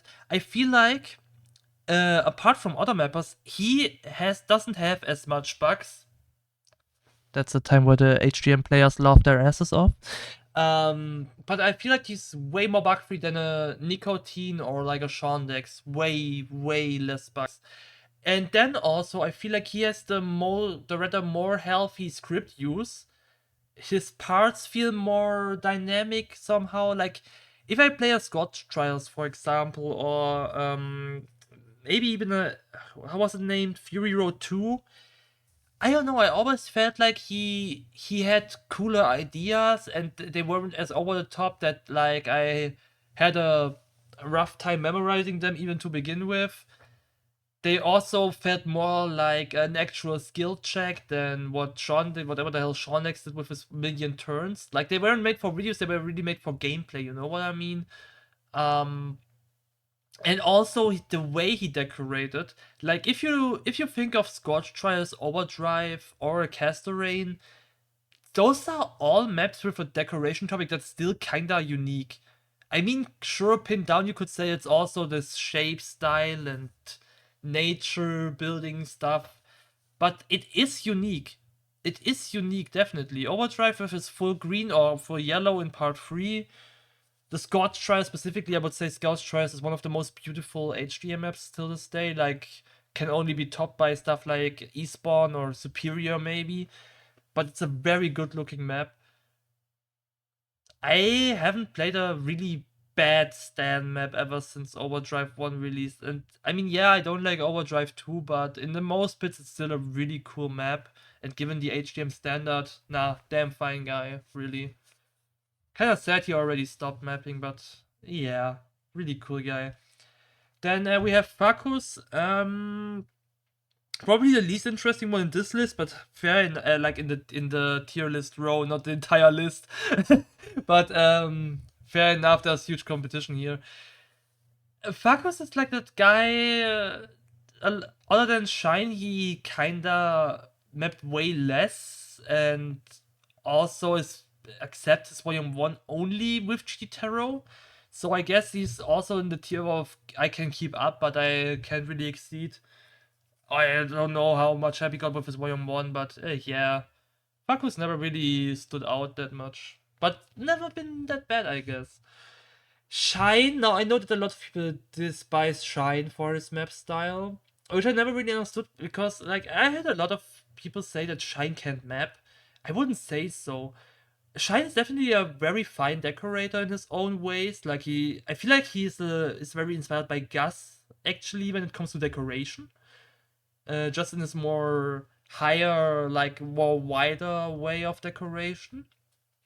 And if he does not and like focus on track maybe, like in Denomant or whatever his Dark Inception Volume 3 sounded like, Itchy Tusk or something, he has somewhat his own style, and they are also kind of fun in their own ways. So I would say that I'm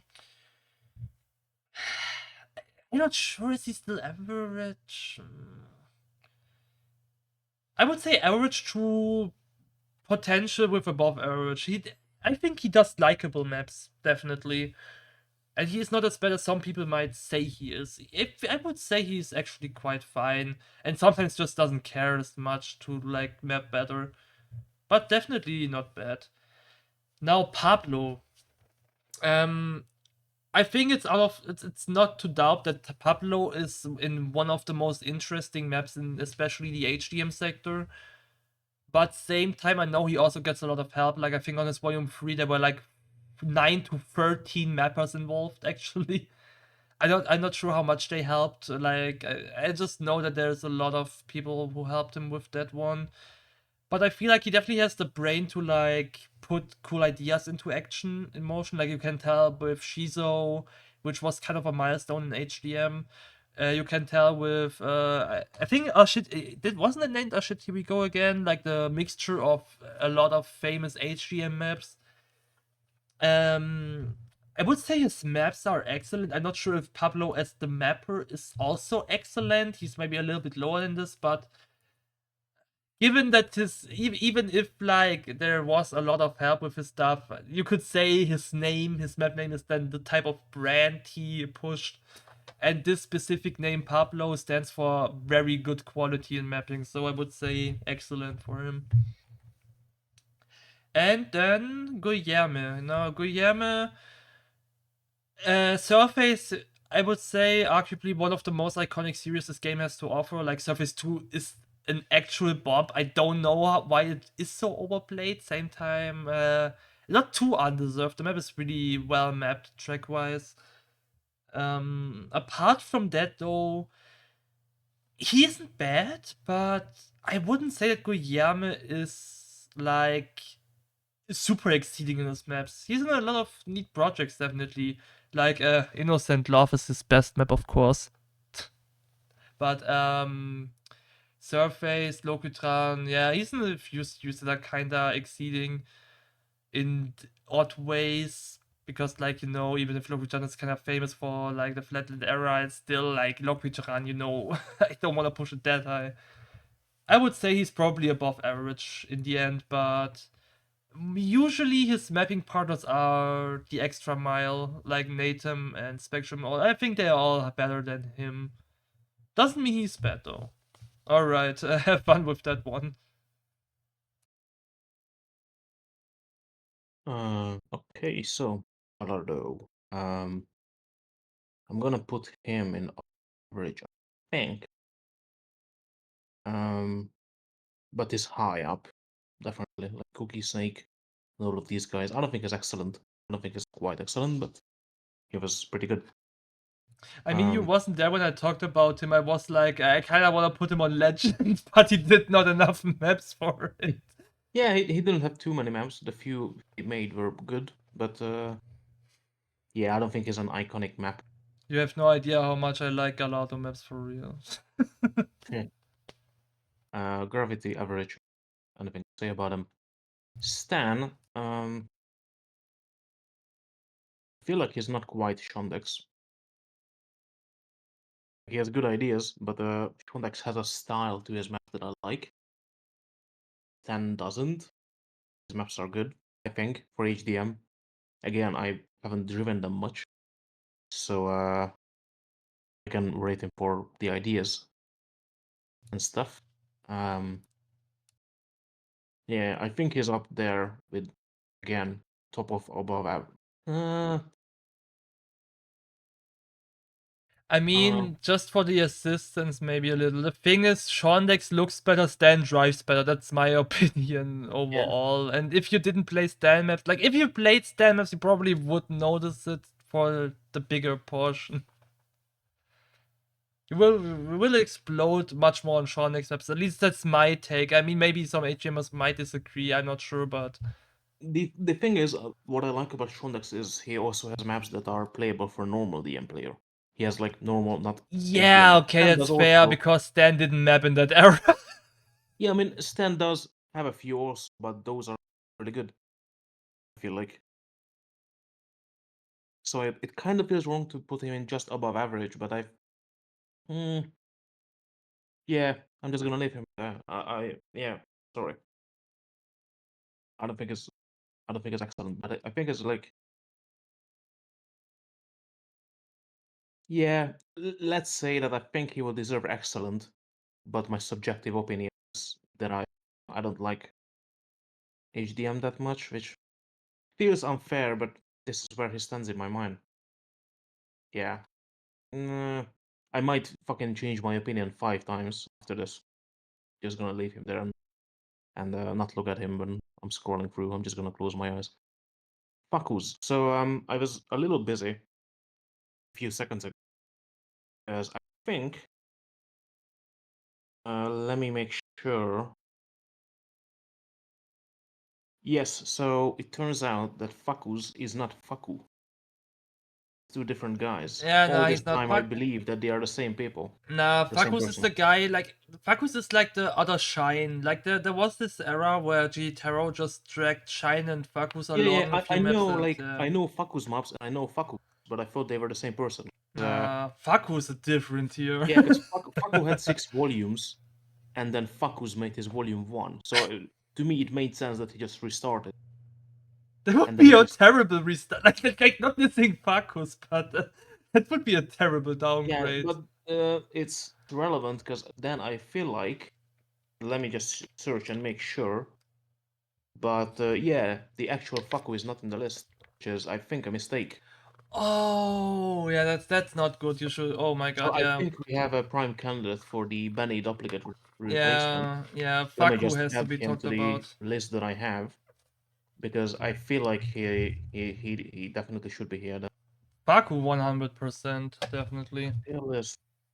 Yeah, and I'm looking at, I have like 10 or 15 names that we missed from the list. Faku is definitely, I think, unless we come across someone super important, I feel like Faku is a prime candidate for the Benny spot.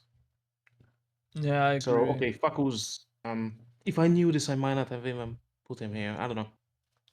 Faku's, then I'm just gonna put him average then, because yeah, if it was Faku, then above average, I feel like, but Faku's is, yeah, average. Shine is the same. Sorry, he may have the ability to be above average, but I just don't like his maps. They feel very, should I, they don't feel unique. A clan war map is peak Shine. What do you mean? Like it's all War of his map. maps, like I don't know, I couldn't tell them apart from any other I mapper, mean, which I if mean, I if can't you tell your like, map apart from someone else's, or like the most of the mappers who are in here, then for me you're average. I'm sorry. I mean, it's just kind of like Shine Core is like he drops something like Denoman 2, and you're like, oh damn, that's actually not that bad. And he drops a clan war map, and it's like, oh, okay. Yeah, I mean that's fine. Like you know, he maps for the bluffs and laws, and that's fine. I don't think that's an issue. I don't think it means that he's bad, but like his best maps don't stand out to me either. Sorry. Pavlov, good ideas. The execution is, I think, okay.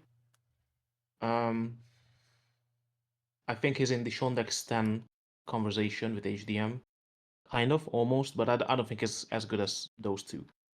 So if I put above average, if I put Stan in above average, Pavlov can go high. And I don't think it's a had potential case because I think we got the best of what Pavlov had to offer. So I think is above average. And Guillermo, really good guy, love him. He's good, but nothing outstanding for me. Alright, the next row. Oh my god. A few interesting guys. Rugax. Like, honestly, that's one of those guys I've never really thought of how to pronounce him. Rugax. I only know him from the what was the you will know the name, this two map series like Terra something or Terra. Generator fantasy. This one is pretty neat. Probably above average, but I guess it's I put him on average because there's not much more to his name really as much. Maybe one or two maps I don't know of, but yeah. Hugao is dog. Okay, no. Like we know he doesn't like me anymore because I didn't like his Brazilian style, and yeah, it was last place because I really didn't like it. Um, I have a wild take for him though. I feel like a few people really wait for me to just really say like he's dog shit, but hear me out. Brutally honest, he has potential, and I tell you why. If you look at Barocca, Barocca is such a great map. Like maybe it's not super amazing or something, but it's well done in what it does. It's interesting track, the decoration. He used those special objects really well. And ever since, I never had something seen from him that's like anywhere close to that, except that Favela has really interesting ideas here and there. An action unit with his track, okay, fair enough. But like the point I'm trying to make is I feel like Hugao might be really, really full of a lot of cool ideas, but he's just trolling. You know what I mean? It's like I feel like he's just trolling. And if he wouldn't troll, or like if he doesn't troll because it's not like he has only bad maps, I think Hugao is probably ultimately above average if he tried.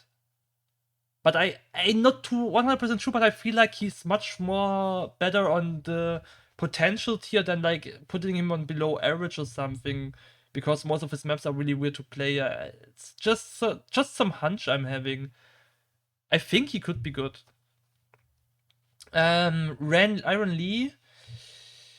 Hmm. There are some parts in his maps I would say I would love to put him on legend, but I feel like his skill isn't enough for that. So I would put him on excellent.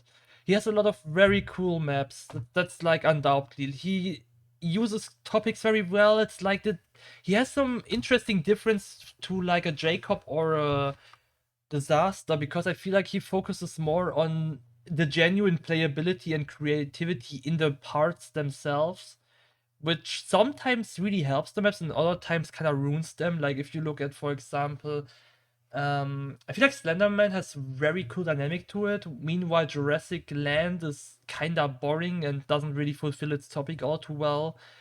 Then same time Stop Time is a super cool adventurous map. Same as Skyrim, I would say. Then Transformers super clunky.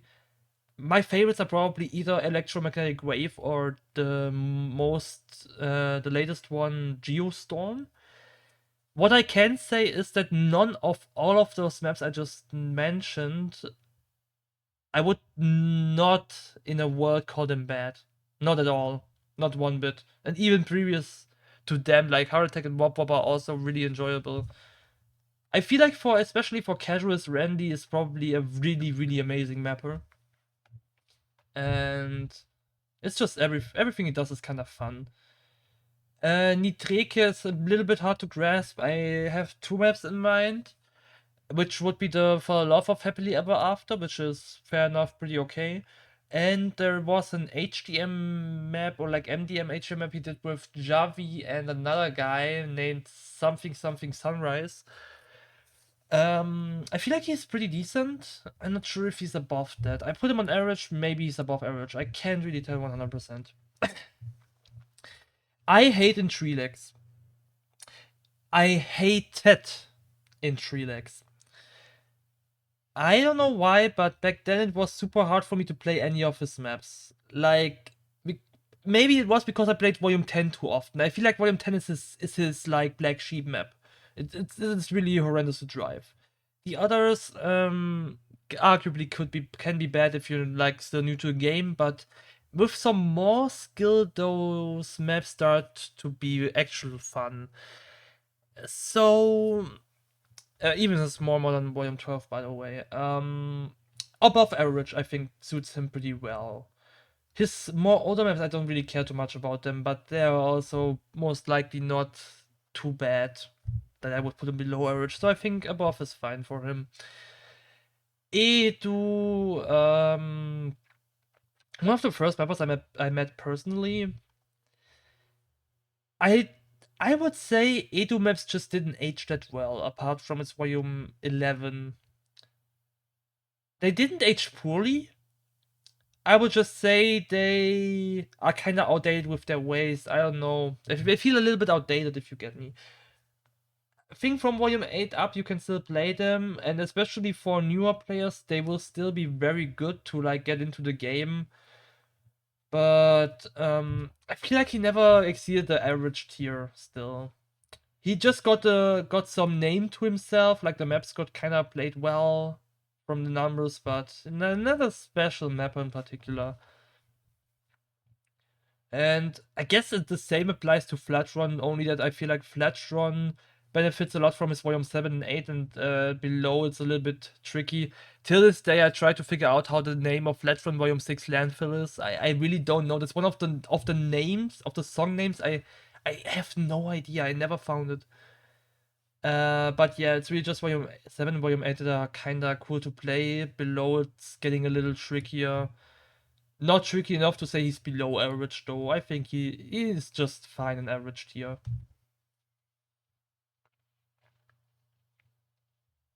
Okay.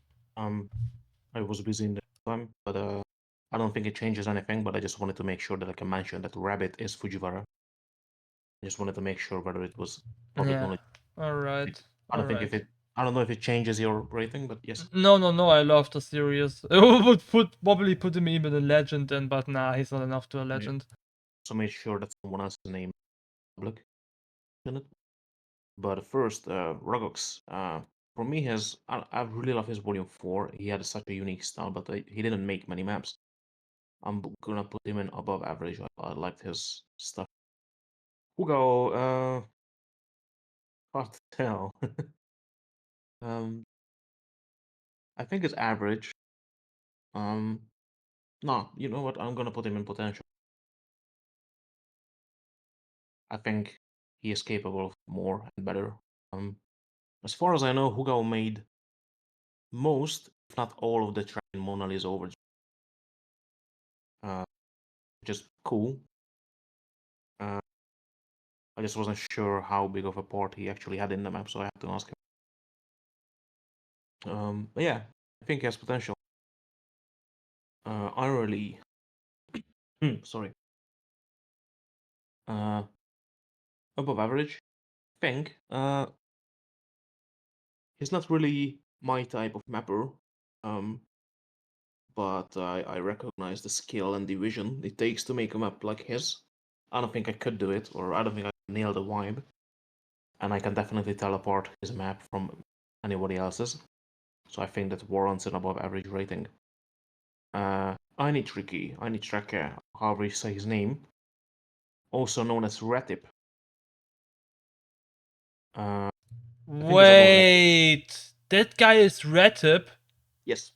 Okay. Sorry. I want to make sure Wait. that for the first, I got the feedback that I feel like everybody knows, so I think it's okay to mention. I didn't. Oh my god. Oh my god. Oh fuck. I might have to place it. Wait. Oh my god. I feel like it's like a known secret, or I didn't. Oh, I'm I definitely didn't. rating him above average. Yeah. The I, Pandemonium remake, the spoiler tribute is I think it's best. I really like it, and Visionary one is also really cool. oh damn it, man. Now I have to think about if I want to put him on X. Retip is amazing. Think about it while I rate the three Nah, last. I don't have to think. I put him on excellent. I want it so badly. Yeah, Retip is so amazing. I didn't know that he's Retip, man. Why would you go with the I need chicken name? Retip is much more interesting than his older persona. Oh my god, I didn't know. Nah, just let me quickly run down this. Everything Retip does is amazing. Like like this HDM map is amazing. His precision reactions thing is amazing. His there was this one series with the lot of dual parts. I'm not sure what the name of that one was actually. Maybe it was Pandemonium. I'm not sure. No, probably not. Was it? Sorry, say the question again. There was this dual part series. Like it's a two map series, and it was like Visionary. a Visionary. Yeah, yeah. Okay, Visionary. Visionary 2 is also so amazing. Yeah, he deserves excellent. Okay, sorry to interrupt you, but I didn't know. So my bad. Yeah, I Continue. considered. Yeah, I had to ask. I think it's okay to if not sincerely apologize for getting the fun, but I think it's okay. Yeah, I think it's above average. I like his maps. Intralux, I was surprised to hear that you didn't like his maps. I rate him highly. I don't have much else to say, but I think it's really good and iconic. Uh, Edu, on the other hand, or Sedox, I feel like I just found his maps boring. Like they were good, but I feel like I don't know why, but Intralex and Sedox are very similar in my mind. But Intralex has spice to him, while Sedox doesn't. Um, that's it. I like his maps. I like his Volume 9 for me is memories. I But mean, if I had to say anything, it's like Edu is the guy with. I think his maps are carried by songs. I feel like his song choices were the best things about his maps and made them kind of live longer because they feel like maybe, kind of yeah, cool. Holidays, both of them, Volume 8 and 10, I found boring. And his Volume 11 is good, but yeah, for me. And Flattern is kind of the same. I like his Volume 6, 7, and 8, but I don't think it's above average. I just happen to like them, personal taste. That's it.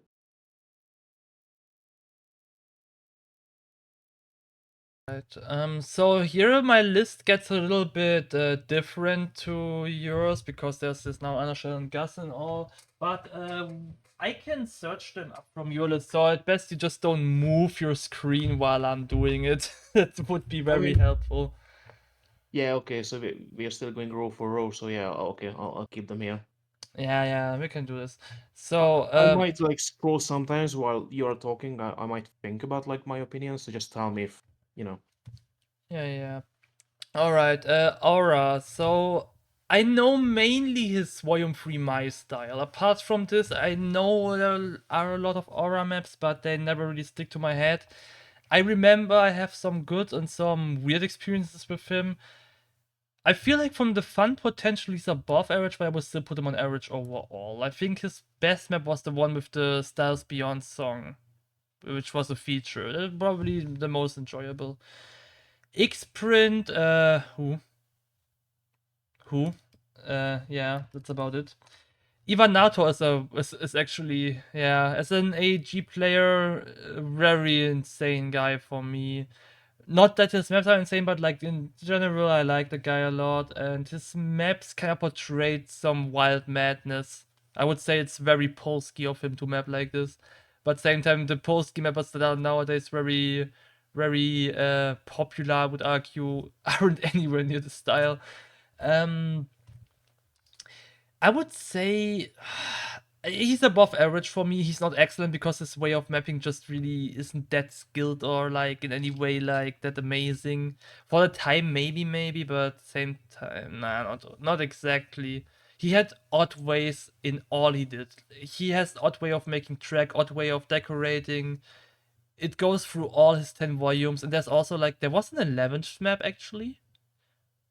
I'm not sure if this map is actually, maybe Relax has it. If anyone, probably he has it. But there was one either feature or solo map that wasn't a volume in particular. That was an AEG back then, but I also forgot its name. Sorry, It's Ivanator Volume 11, you're asking? no, not volume 11. That was a map that released during, I think, volume 4 and volume 5. I think it was feed some other guy, Lanix, who was on this server back then. I'm gonna check if I have anything, but I do not remember Ivanator feat.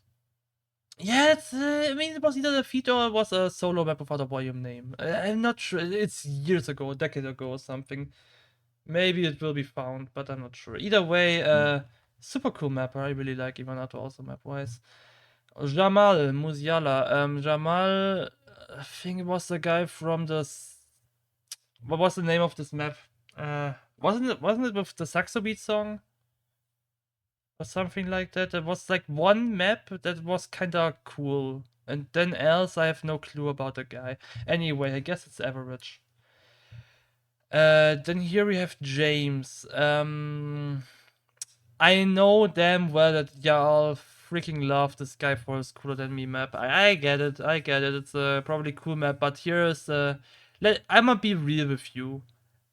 I did not care about cooler than me. like not just that, but overall, I get that James has a certain touch to his maps, but I never really clicked with him. I would say he's average for me. I'm not sure. You could argue he's above average for his time, maybe track wise. I don't know. James is boring for me. But yeah, I don't wanna like talk down your OG guy here. Like not only addressed to you, Brian, but like in general. I know a lot of people like him. My list apparently continues here, then with Xenio, Genji, and Wither. Xenio is an interesting OG HDM map, I would say. I would put him on above average. Is he high? For the time, maybe he could even be excellent, but I feel like his maps didn't age well enough for that. Nonetheless, they are really cool, like especially Nothing Impossible 2, and I think his Volume 3 was pretty neat.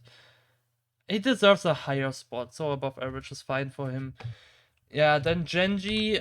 Genji is pretty much one of the better newcomers, definitely.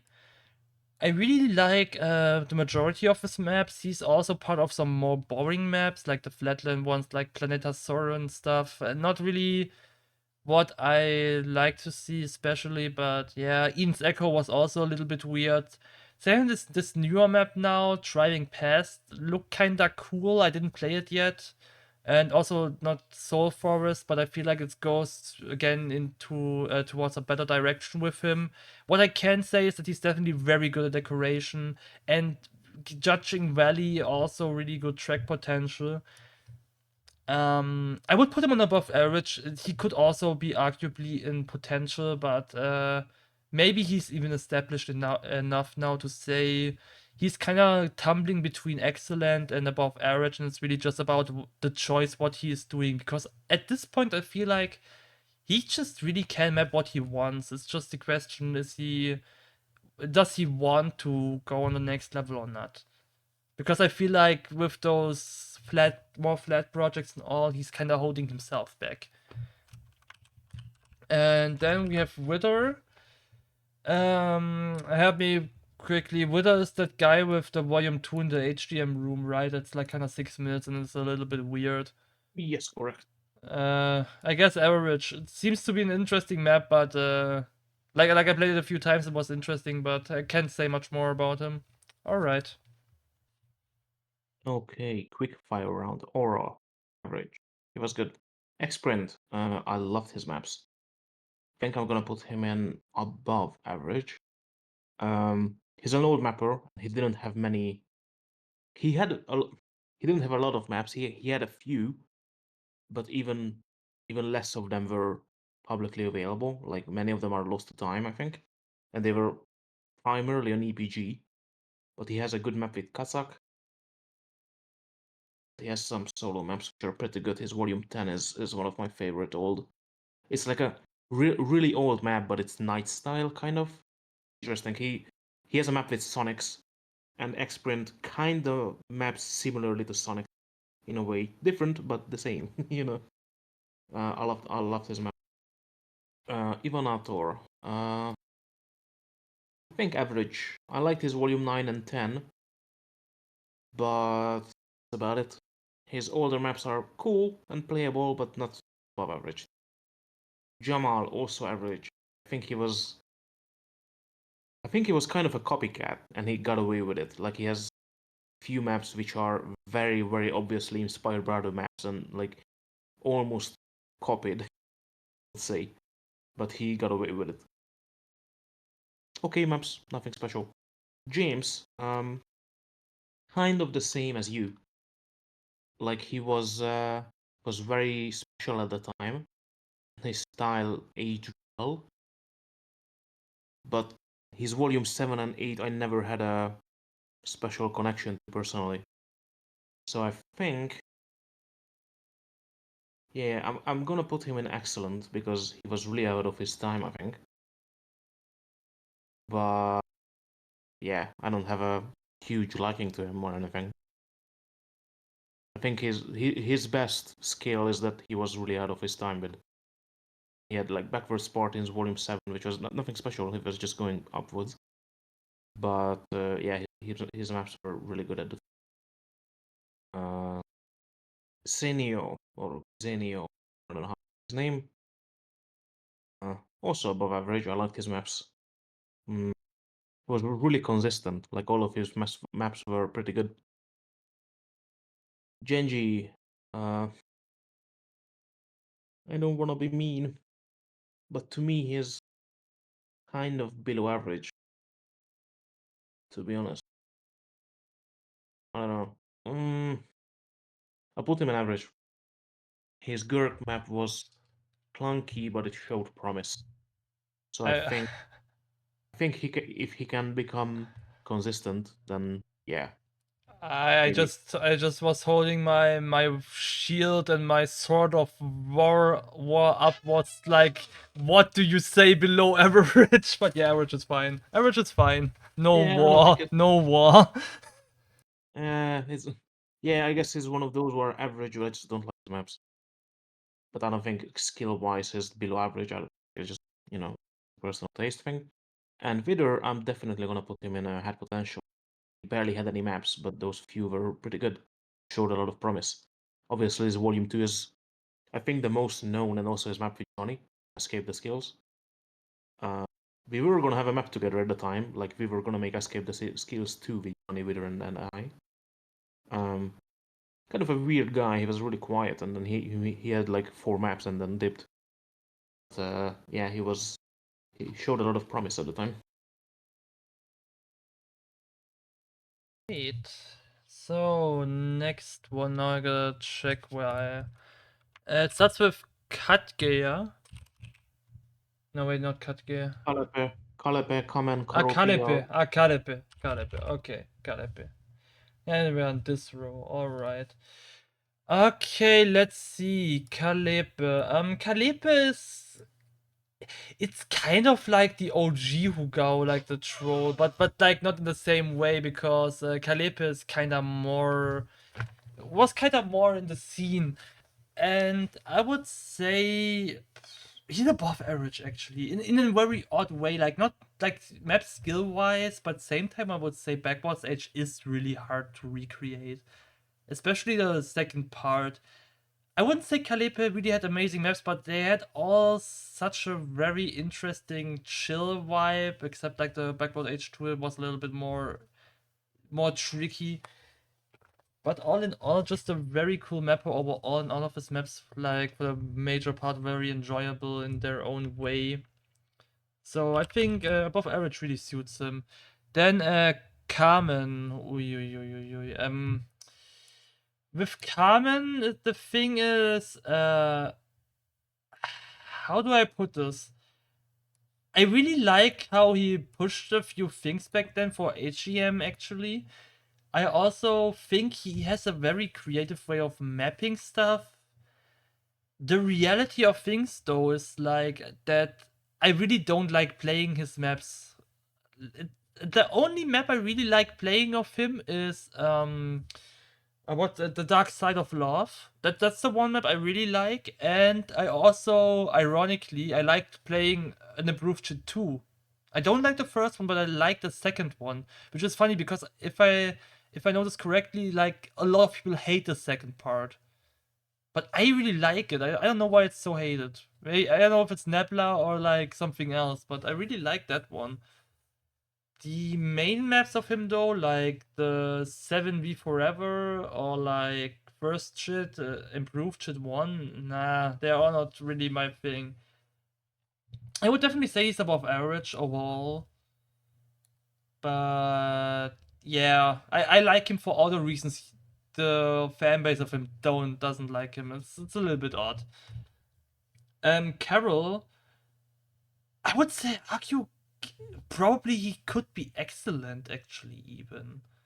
His gray reality maps are really iconic. Tour of Vice and Trias is really well executed. And also his Magic of Color map is very, not only very creative, but also well done actually. He's not especially like the greatest mapper, but I think he stands out in an interesting way that I would say the maps he did are all very good. So I think he's just a really flawless mapping career. I guess it's fine to put him on excellent. Um, Tara X5, yes. Um, Tara, I would say Tara is. I didn't play too much of him because like it's way later than my time, and he's more of a meme to me than an actual mapper. I guess I shouldn't rank him because it's just too hard for me to measure him for the time he was in. And Aegis Seeker, there is no other ranking you can get this guy in than has potential. I mean, how much do we know about him? We know he has like 3 maps or something, and all of them are on a level that makes me question if that's really his first stuff. And whatever he does next, I will already like claim probably if that guy is satisfied to release something, it's most likely a banger. Like I won't have to question it. All of his maps are either very interesting or very well done, or even both. There's no other ranking I could give this guy than insane potential. Arguably the highest potential we have alongside Prime actually right now. KLS. KLS is amazingly criminally underrated. Criminally underrated. I feel like every time KLS drops a map with someone, it's insanely improved. I mean, okay, fair enough. Your skilled car maps, arguably, I mean, they are a little bit different, but like the map he made with Schwan, or I think even Sandy, he's so damn good at decorating. He's apparently also good at speed track making. I'm not sure if he does both or like just one of them, but I'm so aware that he's really good at mapping. And I would say he's probably, maybe he's excellent. Maybe. I won't go so far yet, but he's definitely easily above average. KLS is really, really great, and I feel like he's really criminally underrated. Maybe if there's like 1 or 2 maps more, maybe I can say he's definitely excellent. Shall we? Shawi's a little bit odd. Like, apparently the guy mapped before. I didn't know him. Then he came back, and I met him, and then he drops kinda banger after banger. All of those speed maps. I would say definitely above average. He seems to really know what he does. And his maps, his latest ones with Norby or like a solo map Fluorescent, pretty much back up that he's pretty good in what he's doing. What's the last name here? Oh, that's BriaN again. Okay, perfect. Yeah. Then the row is done. I think you should skip us and then rate Yeah. Finny at plus. Should I take Rafinha within? Yeah, fuck it, why not? Okay. Whew. Just give me casually one of those guys that are like criminal to rate. Hmm. Is Rafinha as great as people claim to be today? I'm just kind of going through those maps in my head. Like we all can agree that Evolution is one of, if not maybe a top five contender for most iconic meme maps of all time. Like Evolution aged like fine wine thanks to this damn meme. And even before it was a still pretty cool map for a lot of people. Apart from it though, for me personally, I can say that I didn't like the majority of Rafinha volumes, like the only one genuinely being this volume 9 actually. Black and Yellow was very tricky, I think. The first one kinda 2OS for me, the second one early on maybe okay, and the third one is just really, really clunky. I'm not sure if you can defend that Black and Yellow 3 is a little bit weird. I'm actually glad that Chippy made this for the love of, so it became kinda playable.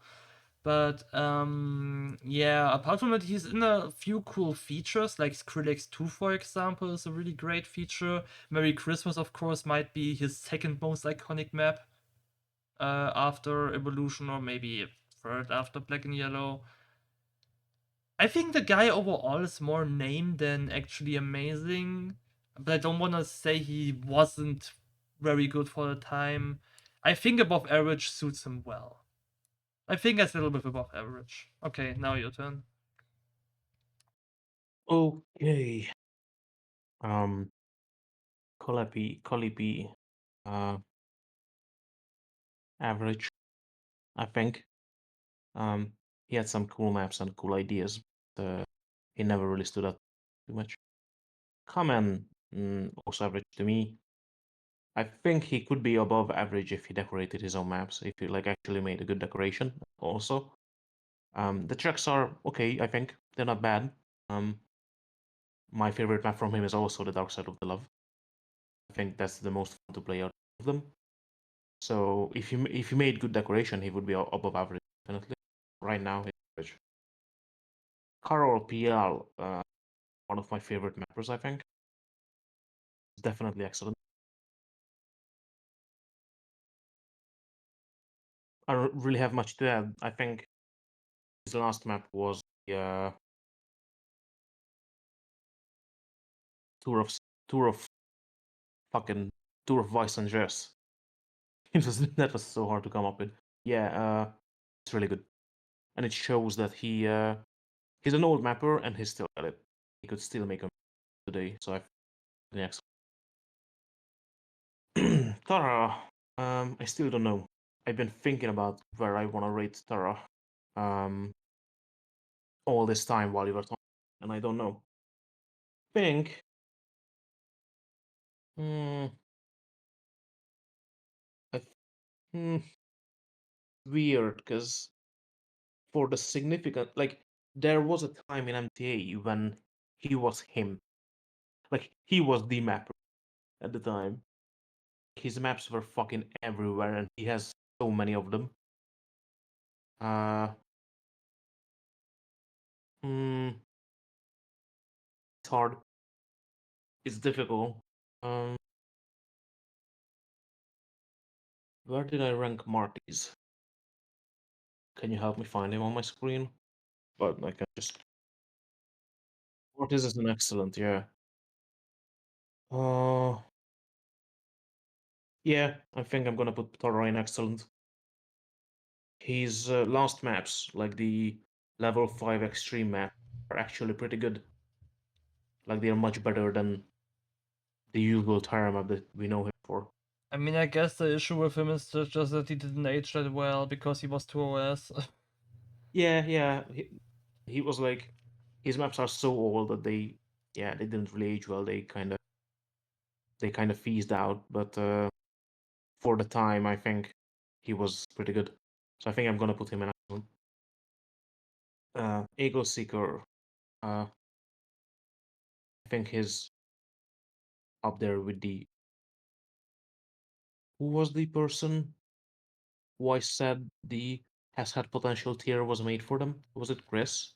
think. Chris. Yeah, I think we said Chris. I mean, also Prime, but yeah, I think we said it also with Chris. Yeah, so I think prime example of, a mapper who has great Definitely.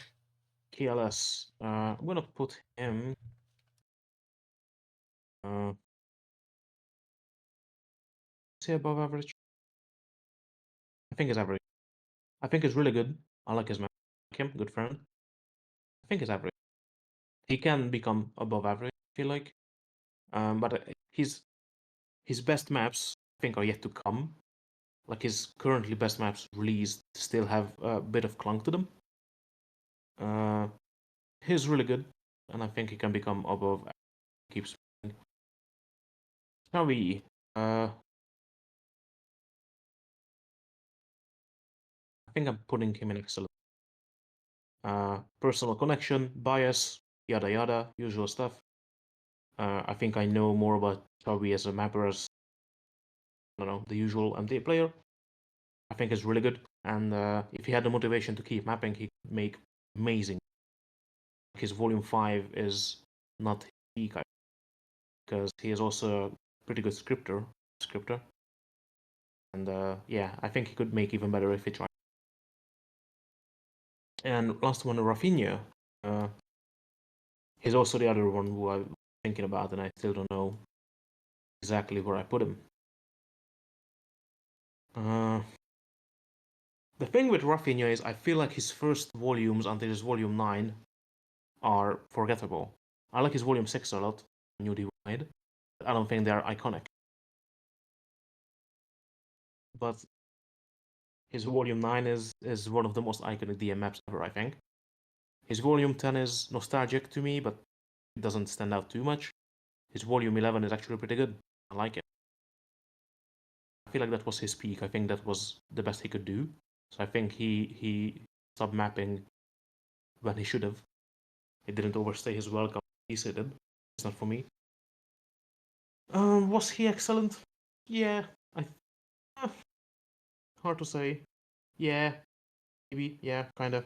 For the time, I think so. I think he was excellent. Uh, oh, and that's the row done. So I think for this episode we have 14 left, which means okay, so we are rating them until control here. See my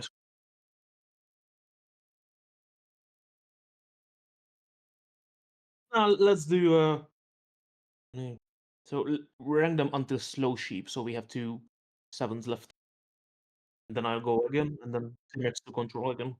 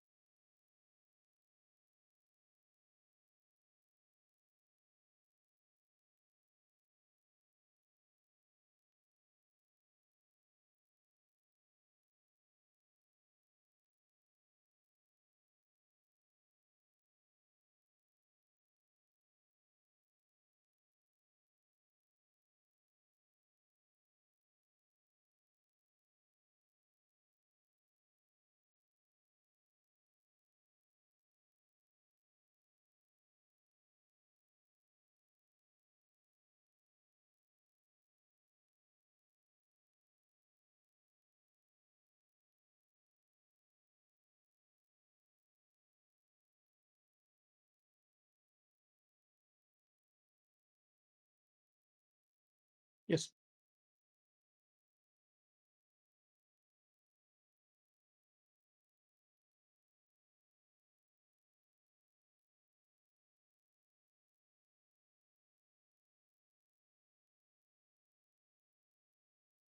Yes.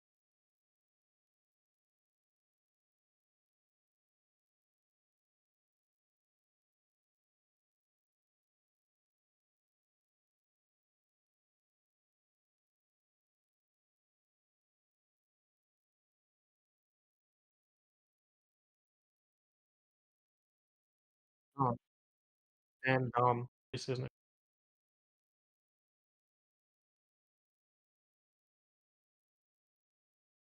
What did you do?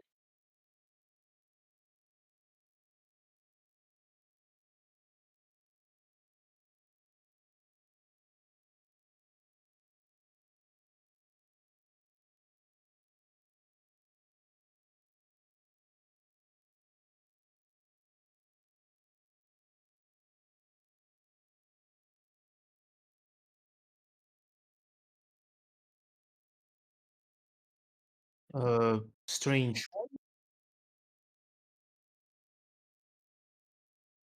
Strange something with strange, strange style.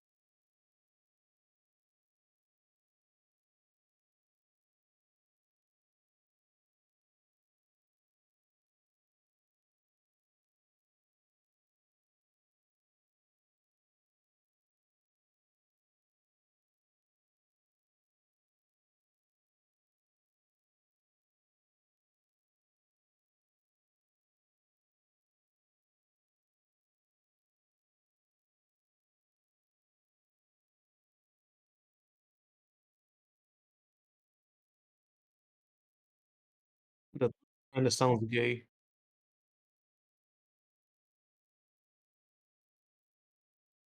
Oh my god, I just noticed I was muted. Oh my god, I just noticed I was muted. What do you mean you were mute? I was muted on the OBS. Damn it. For how long? Um, I was muted. That's not good because I would probably have to cut it out later, and I'm not sure if I can.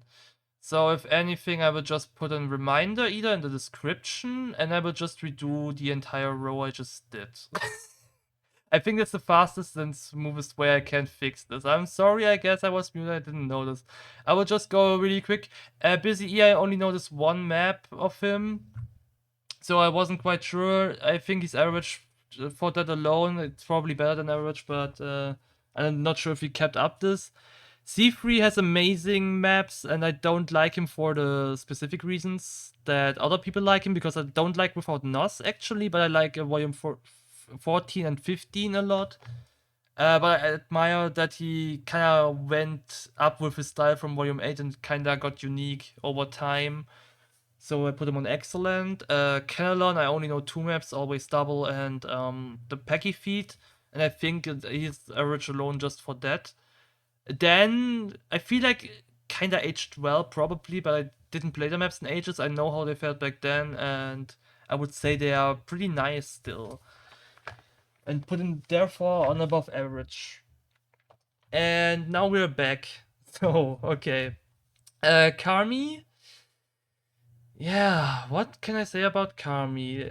I think his entire career is pretty interesting. I felt like when I encountered him with like the Volume 6 being his latest, I feel like there he was pretty much on a very well spot for the time, for his own time.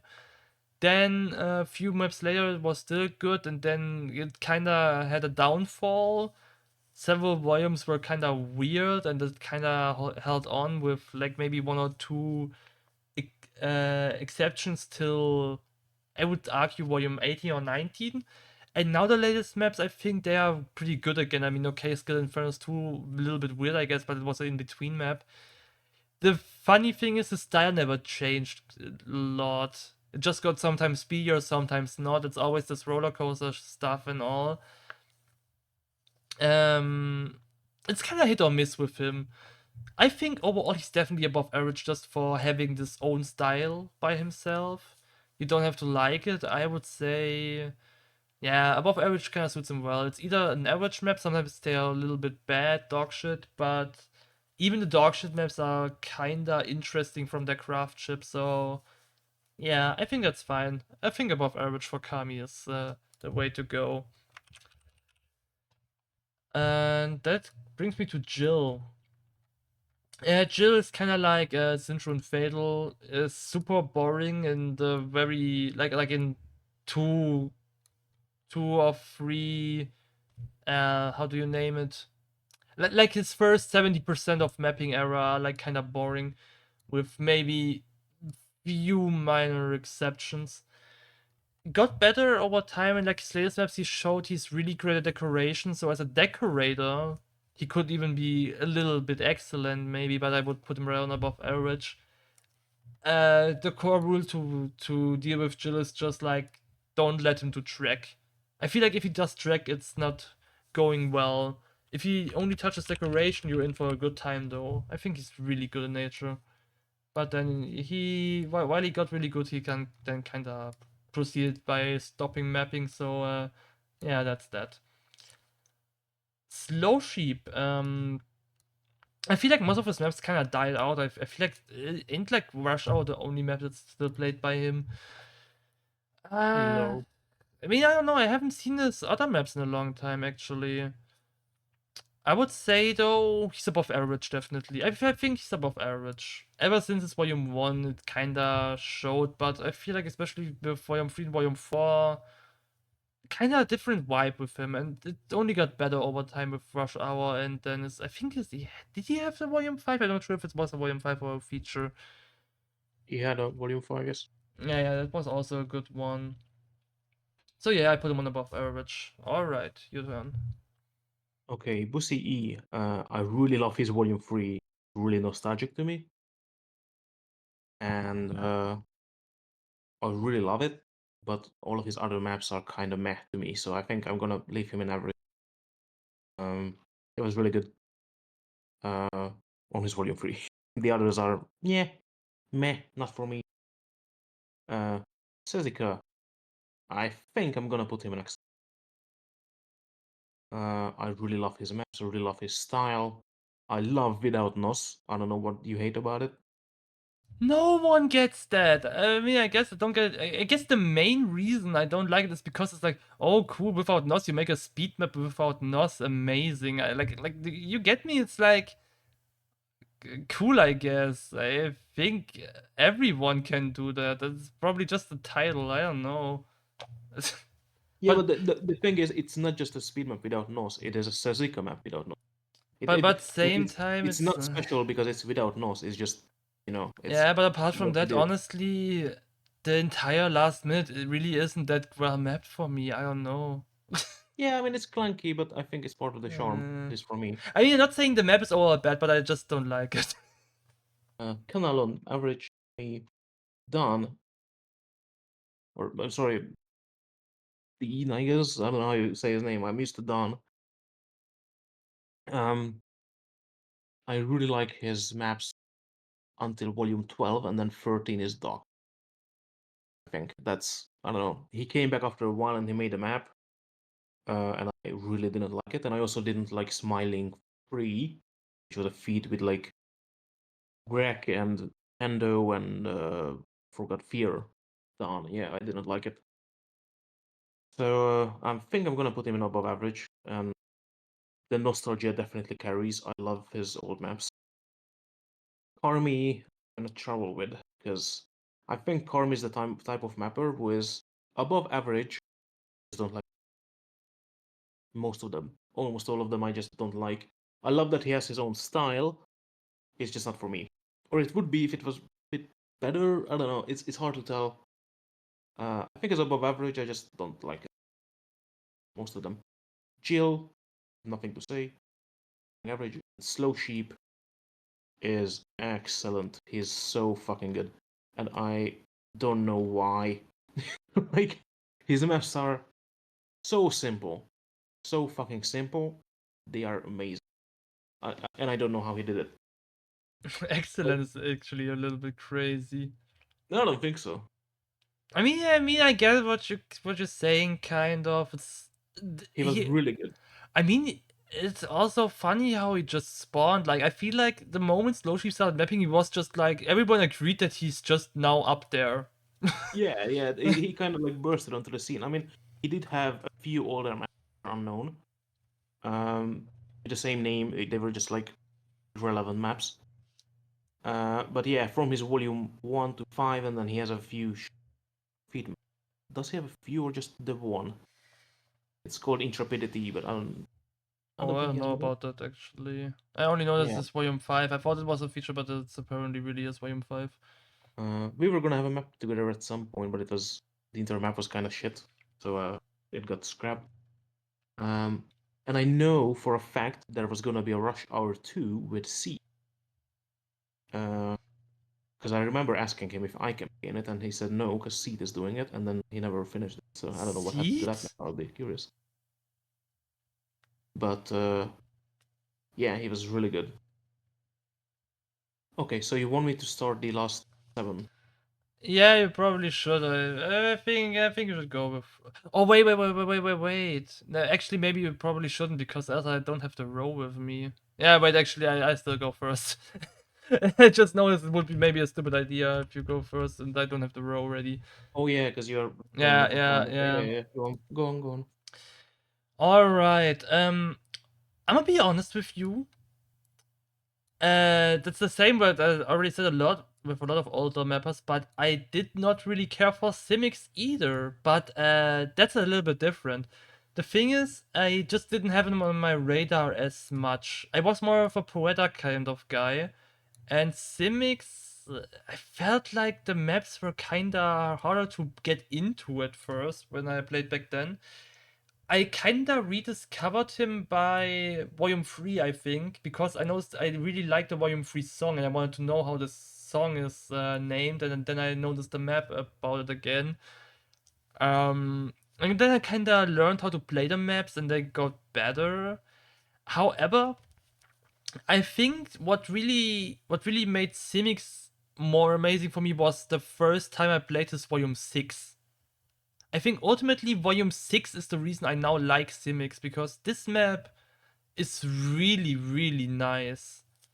It has really amazing vibe. The song is amazing, the decoration amazing, track is kind of fun, but it's mainly the decoration and song is like so damn well. And I'm just not sure, like probably given the time, I would just put him benefit of a doubt on excellent because I feel like the time of his other maps is just the decoration is overall just amazing for that, but the Day of Judgment, the Volume 6 really is like Jesus Christ. Okay, amazing. But yeah, I guess I just put him on excellent. Um yeah, I'm not sure if you disagree with me here. Like on most people I placed that high, I already think you disagree with me the moment I put them there. I think for this, you probably won't put him like me on actually gold, but rather legend. I think because I would say Espawn deserves the title potentially of being the best decorator if it's about consistency. I don't know another mapper who dropped that many maps with a rather similar style and is that well in it.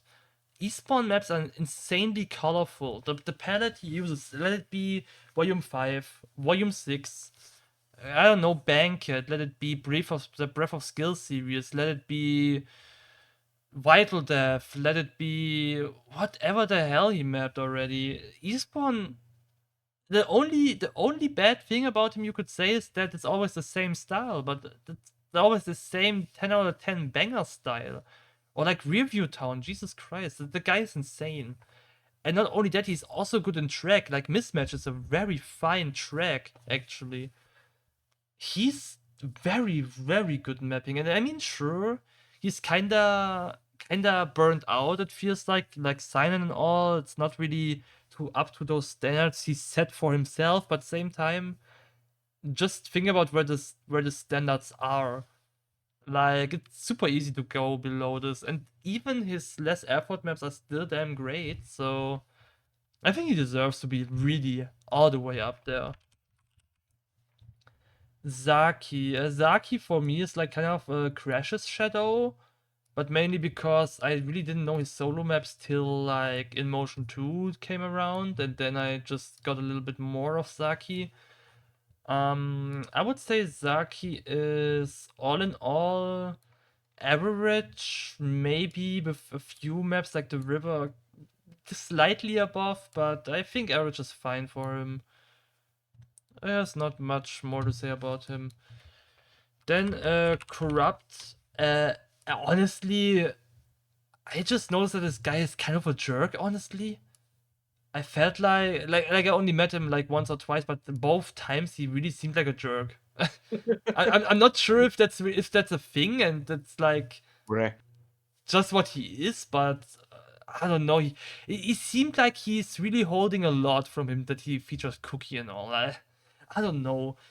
But can he map? That's a question. I'm not sure if he can. I mean, you're not just like sliding in a feature with Cookie and Caesar without bringing anything to the table. So I guess he's fine enough to like hold up. But yeah. I would like to place him lower just because he was such a jerk, genuinely. But I won't. But I won't. His old nickname is Subvibe. That rings a I bell. didn't met him as Subvibe, I think. I Uh, did, and I think I banned him ER because he's okay, annoying. okay. I guess it wasn't just like wrong day. Okay. No, no, no. Yes, yeah. I Oh remember him man. for being. Oh man. But yeah. Andres. Hmm. I didn't write his name correctly. Like the capital letters are different. Really? I thought he was named like Yeah, this. because I think the D is. Let me check. I mean, either way, I know the guy. Let me check. He may have changed his I will. name. I mean, I just put him on average anyway. He might be above average for the time frame he mapped in, but I'm not sure. I Yeah, the would. D should be capital and the S should be small. Yeah, but yeah, either way, I keep him on average. I'm not too sure for the time frame, but overall, I think he's average. Then we got console. Console is, I think, also one of the mappers where people really differ with their opinion. I would say he's actually a pretty decent flip flop, like Weird Volume 1 or like Don't Care Volume 1, Interesting Volume 2, Volume 3, yeah, okay, Volume 4 actually banger, Volume 5 borderline unplayable, Volume 6 banger again. Volume 7 actually kinda weird that it died. Like I feel like Volume 7 for some reason didn't age that well, while I don't think it should have aged that badly actually. It should be I better. love Volume 7. I buy it. Exactly, but somehow this just didn't live like the Volume 6 or 8. I don't know why. Yeah. Yeah, I don't know. And yeah, Volume 8, I mean, Volume 8 has definitely its own fan base, and it's definitely also way different to the other maps of him. I kind of love hated. I like it's there, but it's like not the best one. I think console. Nah, I think excellent is okay. I think it's okay to put him on excellent. He has this flawed maps, but I think the maps that really were better are just really good for that time, and actually mostly aged very well, even though they didn't establish as well. Like I think the main established are now Volume 8 and Volume 6, though I prefer 4 and 7. But 6 is also pretty neat. Yeah, I think I give him that rank here. Control and Ansel being the last ones. Control. Or do we this Ansel too? Do we do Ansel too or not? No. Control is the last one. He's the 100th Oh member come on, for. I would love to talk about Ansel. Oh. I mean, not like I want to talk less about Control. Control is almost equally as nice, but no, actually, maybe even better. But I like Ansel. Yeah, arguably, Control. Out of this Fatal, Zed era and all, Control was by far the best, at least during that time. And I think if he continued, he would be above them till this day. Control was so damn amazing. Volume 3 amazing, God First amazing, and even in his ultimates like the Volume 2, it shows that he's very good with placing stuff. The thing is, I'm not sure if Control is either excellent or had potential. Mm, you know what? I would put him on excellent, but I will say if he continued, he would most likely end up a legend. He would probably be skilled enough to be a legend, actually. Because if Wow. you look at what he did in 2014, it was Control was kind of like on the same level Snake was when he retired. You know what I mean? It's like they were so damn good during that specific time. I feel like if they continued, they would be insane right now because they were so far already back then. But yeah, I'm convinced Control would be a legend today. But yeah, your turn. Simics. He's also one of the guys who they maxed out the skill points on decoration, and they didn't have enough to make a good track. I feel like at least his volume 5 and 6 are pretty clunky, but I like them still. I think he's excellent. He is, I think, to this day one of the best decorators, or nighttime decorators at least. Um, yeah, I don't have much else to say. I think it was really good. I love this map. Spawn, I think, is also excellent. His earlier maps were kind of whatever, pretty boring. Like he was in the same ballpark of Dilith and uh, Xaid and all of these guys at the era. Like, he was also mapping in the most boring era for me in MTA history. But then he just kept mapping and he got really good. I think he's still one of the best decorators around. And his style is so like unique. Even in maps that I know, like even in maps that he didn't make, I can tell that he helped with the decoration on a few maps because I can just tell, or the people copied him. It's it's really good. Sucky, average, and I think he, he's definitely not below average. He wouldn't be where he is, not today because he's not active, but he wouldn't be considered as good as he is without crashes. Because Saki basically didn't copy crashes, but they had a map together, and then he kind of like, learned a lot from, say, Corrupt. I'm gonna put him in below average. I think it's okay, but I just remember not liking him, so this is my revenge. I mean, he No, is really I a just don't think jerk, it's. for real. No one can be mad about putting him I lower. don't think it's good. Yeah, Andres, average. Console. Even though I really like many of his maps, I'm not gonna put him higher than above average. I don't think he was excellent. At the time, he was good, but yeah, he I don't know. I feel like his maps aren't as iconic as I would like them to be, because I like his volume 4, 5, 6, 7, 8. I like all of them. He has a few feats. I also like, I don't know. He's a legend by name, but his maps didn't age super well. And for the last one, Control, I'm gonna put him in above average. Surprised to hear your praise of him, but definitely there's a personal connection. You know him better than I do. For me, he wasn't special, but he made good maps at the time. I didn't realize they were so long ago, like 10 years ago. So yeah, above average. And I think that concludes. Yeah, but now at wait, I have to look at you number 316. Damn. Wait, did we just how many did we do? 100, right? Yes. Okay, nice. At least we now have above 50% done. Yay! I can't even Yeah, look and at we my have list passed the because heart there's rate way more. finally. But yeah, actually nice. Okay. Let's not, I think, let's not hype up the next episode with the names because we Yeah. cannot ensure that these names are going to be included in the next one. Yeah, we have no clue at this point. It kinda got out of hand. Yeah, But blame the oh my website for god, everything. Simon will be in the next. Did we? I think we didn't rate Simon yet. Did we rate Simon? No, we did rate Simon. No, Nope. we didn't. Not.